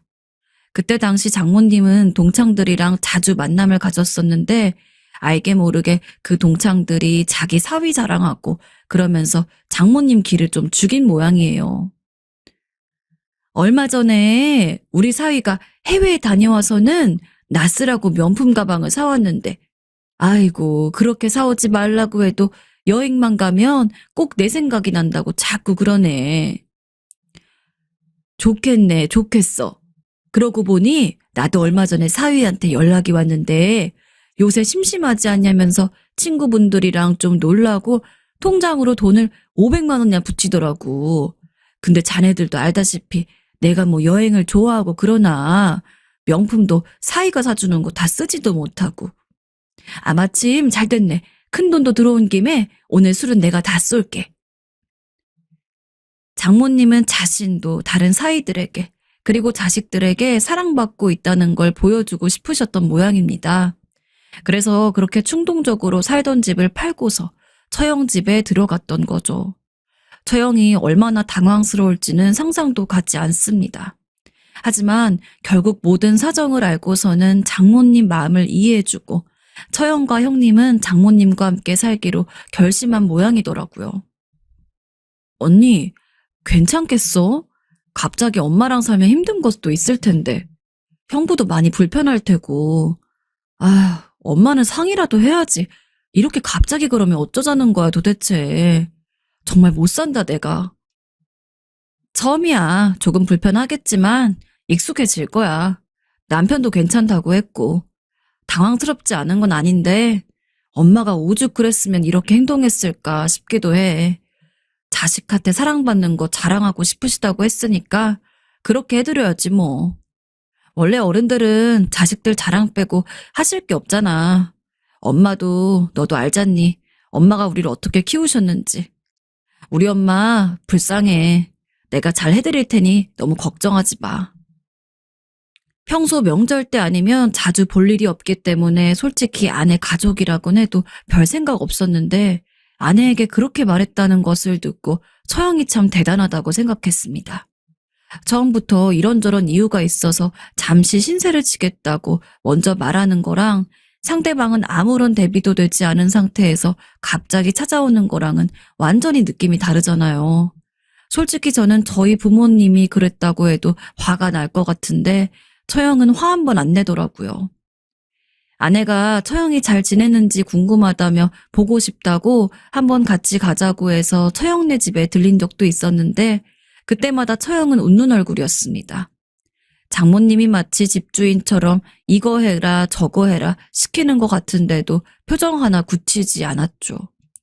그러다 보니까 자연스레 장모님은 처형네에서 계속 살 거라고 생각을 했습니다. 그리고 장모님은 소원대로 처형 집에서 살면서 동창들에게 내 자식이랑 사위가 나를 이렇게 잘 대해준다란 자랑도 톡톡히 한 것 같았고요. 하지만 예상치도 못한 문제가 딱 반년 만에 일어났습니다. 제겐 무척 충격적인 일이었는데요. 늘 사이가 좋아서 저희 가족 사이에서 인꼬부부라고 불리던 처형네가 이혼을 한 겁니다. 전 당연히 깜짝 놀랐습니다. 명절 때 가면은 정말 속된 말로 지지고 볶고 서로 사랑해주지 못해서 안달이 난 부부였는데 저희 가족들끼린 막 농담으로 우리 다 이혼해도 처형nên 이혼하지 않을 것 같다고 그랬거든요. 그런 상황이었기에 둘의 이혼이 더욱더 충격적이었습니다. 아니, 대체 왜 갑자기 이혼을 하신 거래? 우리가 다녀왔을 때만 해도 그런 낌새 없었잖아. 나도 언니한테 물어봤는데 이게 진짜 둘 사이 문제보단 엄마 때문인 것 같아. 언니가 그러더라고. 엄마가 형부한테 엄청 못되게 굴었다고. 뭐라고? 장모님이 못되게 구셨다고? 아니, 그럴 뿐이 아닌데. 형님의 직업은 교도관이었습니다. 사실 저희 같은 세대야 교도관은 시험 치고 들어가야 하는 공무원이지 않습니까? 하지만 옛날 분들은 교도관에 대한 인식이 안 좋기도 합니다. 험한 데서 일하니 그만큼 못 베어먹고 굴을 거라고 말이죠. 몰랐는데 장모님도 그런 생각을 은연중에라도 가지고 계셨나 봅니다. 하지만 편견이었든 어쨌든 저희 형님 정말 좋으신 분이었습니다. 남이나 다름없는 저한테도 늘 조언을 아끼지 않으셨고 사실 교도관보다는 사회봉사자 같은 직종이 더 잘 어울리실 만큼 착하셨어요. 근데 장모님은 그런 형님한테 맨날 이래서 교도관 같은 직업은 안 된다니까. 교도관은 사회적인 시선으로 봤을 때나 뭐로 봤을 때나 아니야.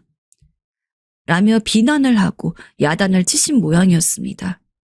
예전에 얼핏 듣기로 형님은 젊었을 적부터 큰 꿈이 있어서 교도관이 되었다고 들었습니다. 그래서 본인 직업에 대한 자부심이 그 누구보다도 강하신 분입니다. 그런 형님이 아무리 장모님이라고 하지만 듣기도 힘들 정도의 폭언을 앞에 두고 얼마나 견디기 힘들었겠습니까? 장모님, 저한테 화나신 게 있으면 차근차근 이야기해 주세요. 제가 잘못한 거면 꼭 고칠게요. 저 장모님에게 잘하고 싶어요. 네가 교도관밖에 못 되는 게 잘못이다.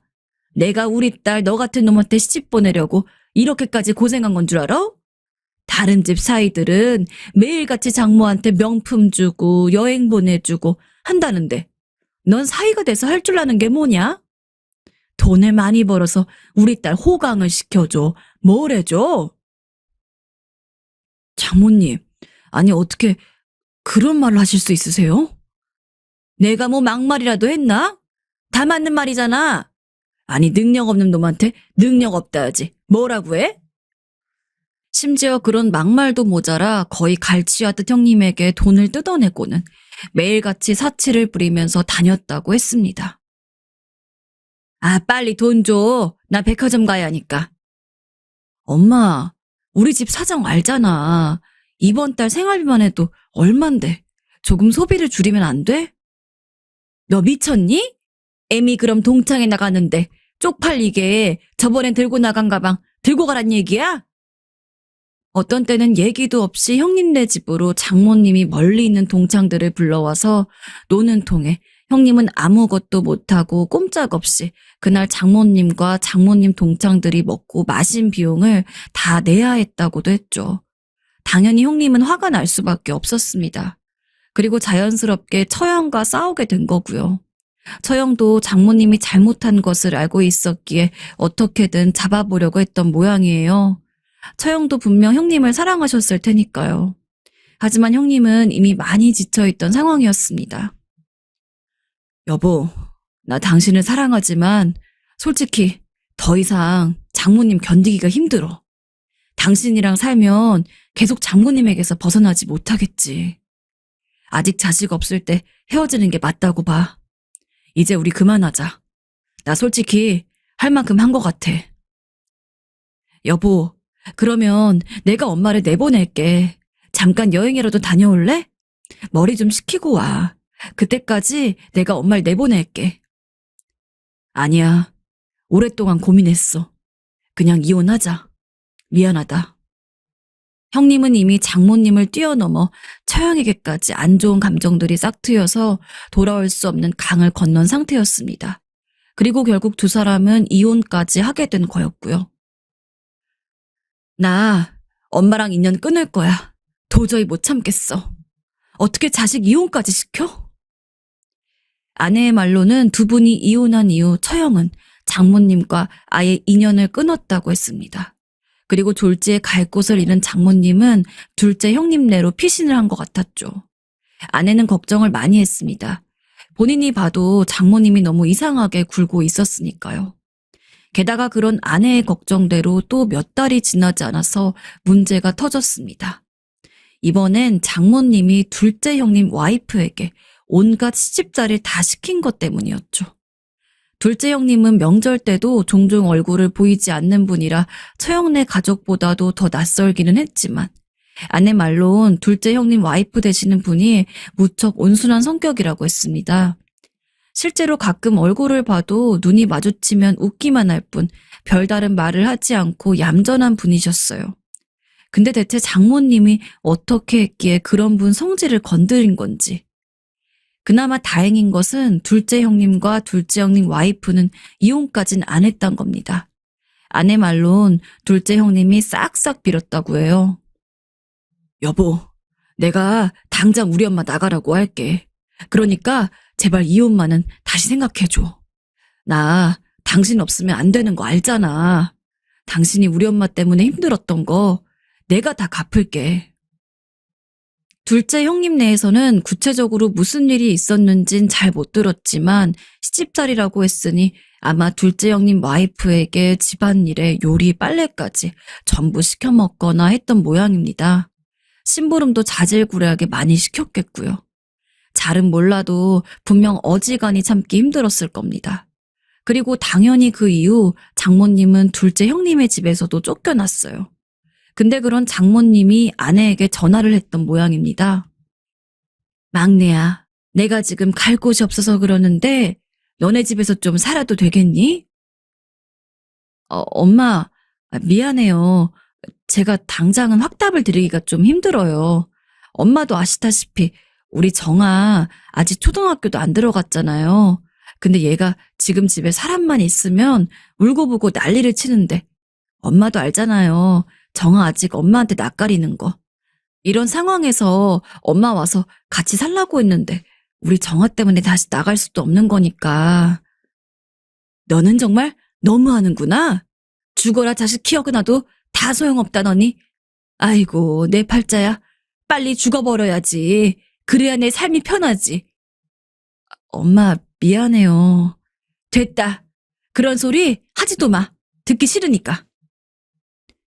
결국 아내까지 거절을 하니 장모님은 그 이후로 찜질방을 전전하며 숙박을 하는 것 같았습니다.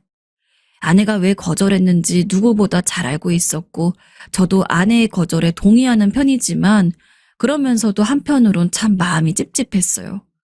그래도 장모님이니까 어떻게 찜질방 같은 곳을 전전하시는데 신경이 안 쓰이겠습니까? 그리고 아내 역시 그랬을 겁니다. 말은 안 하는데 매일같이 울상에 가끔 말을 걸어도 무슨 생각이라도 하는 듯 멍하니 있다가 깜짝 놀라서 대꾸하는 게 한두 번도 아니고 사실 저희 집이 형편이 그리 좋진 않습니다. 아마 다른 가족들 중에 제일 못 살 거예요. 그러나 계속해서 장모님 생각이 났습니다. 장모님이 아직 정상적일 때는 그렇게 무심하게 구신 와중에도 제가 막내 사위라고 대신 밥이라도 한 숟갈 더 챙겨주시고 그랬는데 왜 이렇게 사람은 미안해해야 될 일이 생기면은 자꾸 그 사람이 해준 좋은 것들만 생각이 나는지. 결국 저는 아내랑 이야기를 해서 장모님을 데리고 저희 집에서 함께 살기로 결정을 했습니다. 설마 처형한테도 그랬고 둘째 형님한테도 그랬는데 우리 집에서도 그럴까라는 생각도 있긴 했어요. 이제 아내가 마지막 자식인데 여기서까지 쫓겨나시면 정말 갈 곳이 없는 분이니까요. 그리고 실제로 저희는 3년 정도 장모님과 별 문제 없이 잘 지냈습니다. 아내에게 무분별한 집안일을 시키지도 않았고 오히려 아내가 집안일을 하면 장모님이 돕기도 했어요. 저도 벌이가 아주 좋지 않아서 장모님이 가끔 자랑하는 다른 집 사위들처럼 명품들이고 그런 건 일절 못했는데도 저한테 한 번도 뭐라고 하신 적이 없었죠. 내심 저희는 장모님이 그동안 처형과 둘째 형님을 겪으면서 반성을 하신 것 같다고 생각을 했습니다. 하지만 그 평화로움도 장모님이 3년 만에 무척이나 크게 열린 고향 동창회를 한 번 더 다녀오고 나서 다 바뀌고 말았어요. 전 이때의 사건을 아직도 잊을 수 없었습니다. 장서방, 내가 밖에 나가서 뭐 사올 것좀 있는데 카드 좀 줄래? 어느 날 장모님이 저한테 신용카드를 달라고 하길래 아무 생각 없이 드렸습니다. 마침 집에 반찬이 없어서 장이라도 보고 오시려나 싶었죠. 근데 5분 거리에 있는 시장에 가시는데도 거의 몇 시간이 지나도록 돌아오지를 않으시는 거죠. 장 볼 게 맞나 보다 싶어 기다리고 있는데 핸드폰으로 알림이 하나 왔어요. 카드 내역이었습니다. 당연히 얼마 안 나왔을 거라고 생각하고 문자를 보는데 내역에 찍혀 있는 금액은 460만 원이었습니다. 그리고 백화점에서 긁었다고 나왔죠. 매장을 검색해서 보니까 명품 매장이었습니다. 뭐 살 게 있다던 장모님은 명품을 사려고 가신 거였어요. 당연히 전 바로 아내한테 이야기했고, 아내는 그날 집에 들어오자마자 장모님을 붙잡고 엄마, 이희한테 아무런 설명도 없이 카드 달라고 해선 명품을 긁으면 어떡해? 라며 화를 냈습니다. 근데 그런 아내에게 장모님은 도리어 화를 내더군요. 내가 너 키워준 값이 얼만데 사위 카드 가져가지고 명품 사는 게 그리도 아깝냐? 아이고, 이렇게까지 내가 자식 복이 없을 줄이야. 엄마한테 꼴랑 가방 하나 사주는 게 그렇게 아까워? 당연히 거기서 끝난 것만도 아닙니다. 그 이후론 저희가 절대로 카드를 주지 않으니 어떤 때는 카드를 몰래 훔쳐서는 명품을 사가지고 오신 적도 있었고, 명품이 아니면 친구분들을 불러서 밥 한 끼를 대접한 적도 많아요. 10만 원, 20만 원 선에서 끝났으면 얘기도 안 합니다. 대체 어딜 가서 뭘 먹었길래 한 끼에 80만 원이 나오는 건지. 사람도 한 5명밖에 없었는데. 그런 일들이 많으니 전 자연히 아내와 부부싸움을 시작했습니다. 사실 마음으로는 저희끼리 싸워서 될 일이 아니라는 걸 알거든요. 근데 장모님한테 이야기해봤자 달라지는 게 없으니 저희끼리도 속이 터져서 어쩔 수가 없었습니다. 그러나 저희끼리 이렇게 싸울 수만도 없는 일이긴 했어요. 그래서 저희는 장모님의 문제가 정신과적인 문제라고 생각하고 말을 이어봤어요. 그러나 장모님은 저희의 진지한 제안에 오히려 자존심이라도 상한 듯 벌벌 뛰었습니다. 그러더니 제 멱살을 잡으려 하더군요. 아내가 놀라 말리긴 했지만 전 너무 깜짝 놀랐습니다. 충격이었어요. 야, 누구는 의사 사위고 누구는 변호사 사위인데 나는 왜 이렇게 복이 없어서 돈도 잘 못 버는 사위한테 정신과 가라는 무시나 당하는 거냐? 어? 그렇게 고래고래 소리를 지르는데 심지어 그런 모습을 저희 7살짜리 딸 앞에서 보였습니다.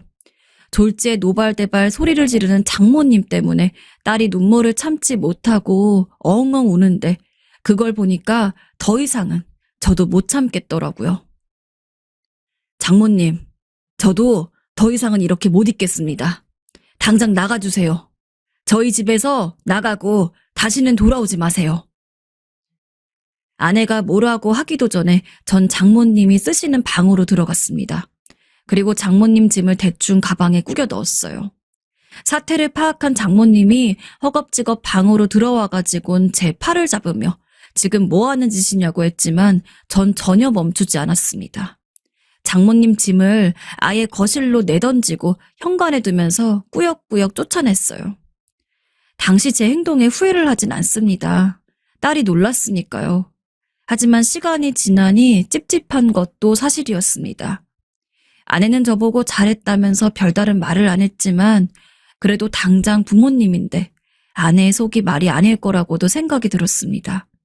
그래서 시간이 지나고선 저도 마음을 정리하고 아내에게 당신 생각해서라도 장모님한테 용서를 구해보려고 해.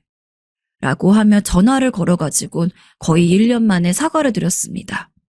그런데 장모님께서 엄청 의기양양하게 구실 줄 알았는데 예상외로 사과를 하시더군요. 내가 너무 무심했던 것 같다. 미안하네. 그래도 이렇게 먼저 전화해줘서 고맙다. 우리 막내 사이밖에 없네. 장모님은 심지어 눈물까지 흘리더라고요. 솔직히 저도 거기에 마음이 약해졌던 게 맞습니다. 그리고 장모님 사정을 들어보니 굉장히 열악하게 살고 계시더군요. 밥도 잘 못 드시고 단칸방에서 혼자 쓸쓸하게요. 그래서 그 이야기를 듣고 아내와 상의를 해 대출까지 받은 뒤 5천만 원짜리 투룸을 장모님 고향에 잡아드렸습니다. 그리고 매달 30만 원씩 용돈도 드리기로 했어요. 저를 바보 같다고 보실 분도 있겠지만 그때의 전 그렇게 하는 게 차라리 마음이 편했습니다. 장모님이 진정으로 반성하셨다고 생각했으니까요. 하지만 왜 이렇게 장모님은 철없고 아이 같으신 건지 막상 또 저희가 굽히고 들어가니 이것저것 욕심이 생기는지 자꾸 전화를 해서는 용돈을 더 달라고 합니다. 이미 매달 드리고 있는 용돈이 있는데도 말이죠. 액수는 점점 더 커지고 그 빈도수 역시 증가하고 있어요. 아내는 이럴 줄 알았으면 제가 사과하고 싶다고 해도 절대 안 된다고 할 걸 그랬다며 미안하다는데 솔직한 심정으로 이젠 다 싫습니다. 아내랑도 더 이상 장모님 가지고 이야기하고 싶지 않은데 자꾸 제 눈치를 보고 그러는 게 더 힘들어요. 어떻게 해야 할까요? 그냥 다시 장모님이라도 찾아가지고 집이라도 다 뺏고 절대 연락 안 할 거라고 한 번 더 못을 박아야 할까요? 너무 냉정하게 했다가는 장모님이 행여라도 나쁜 마음을 먹으실까 봐 두렵습니다.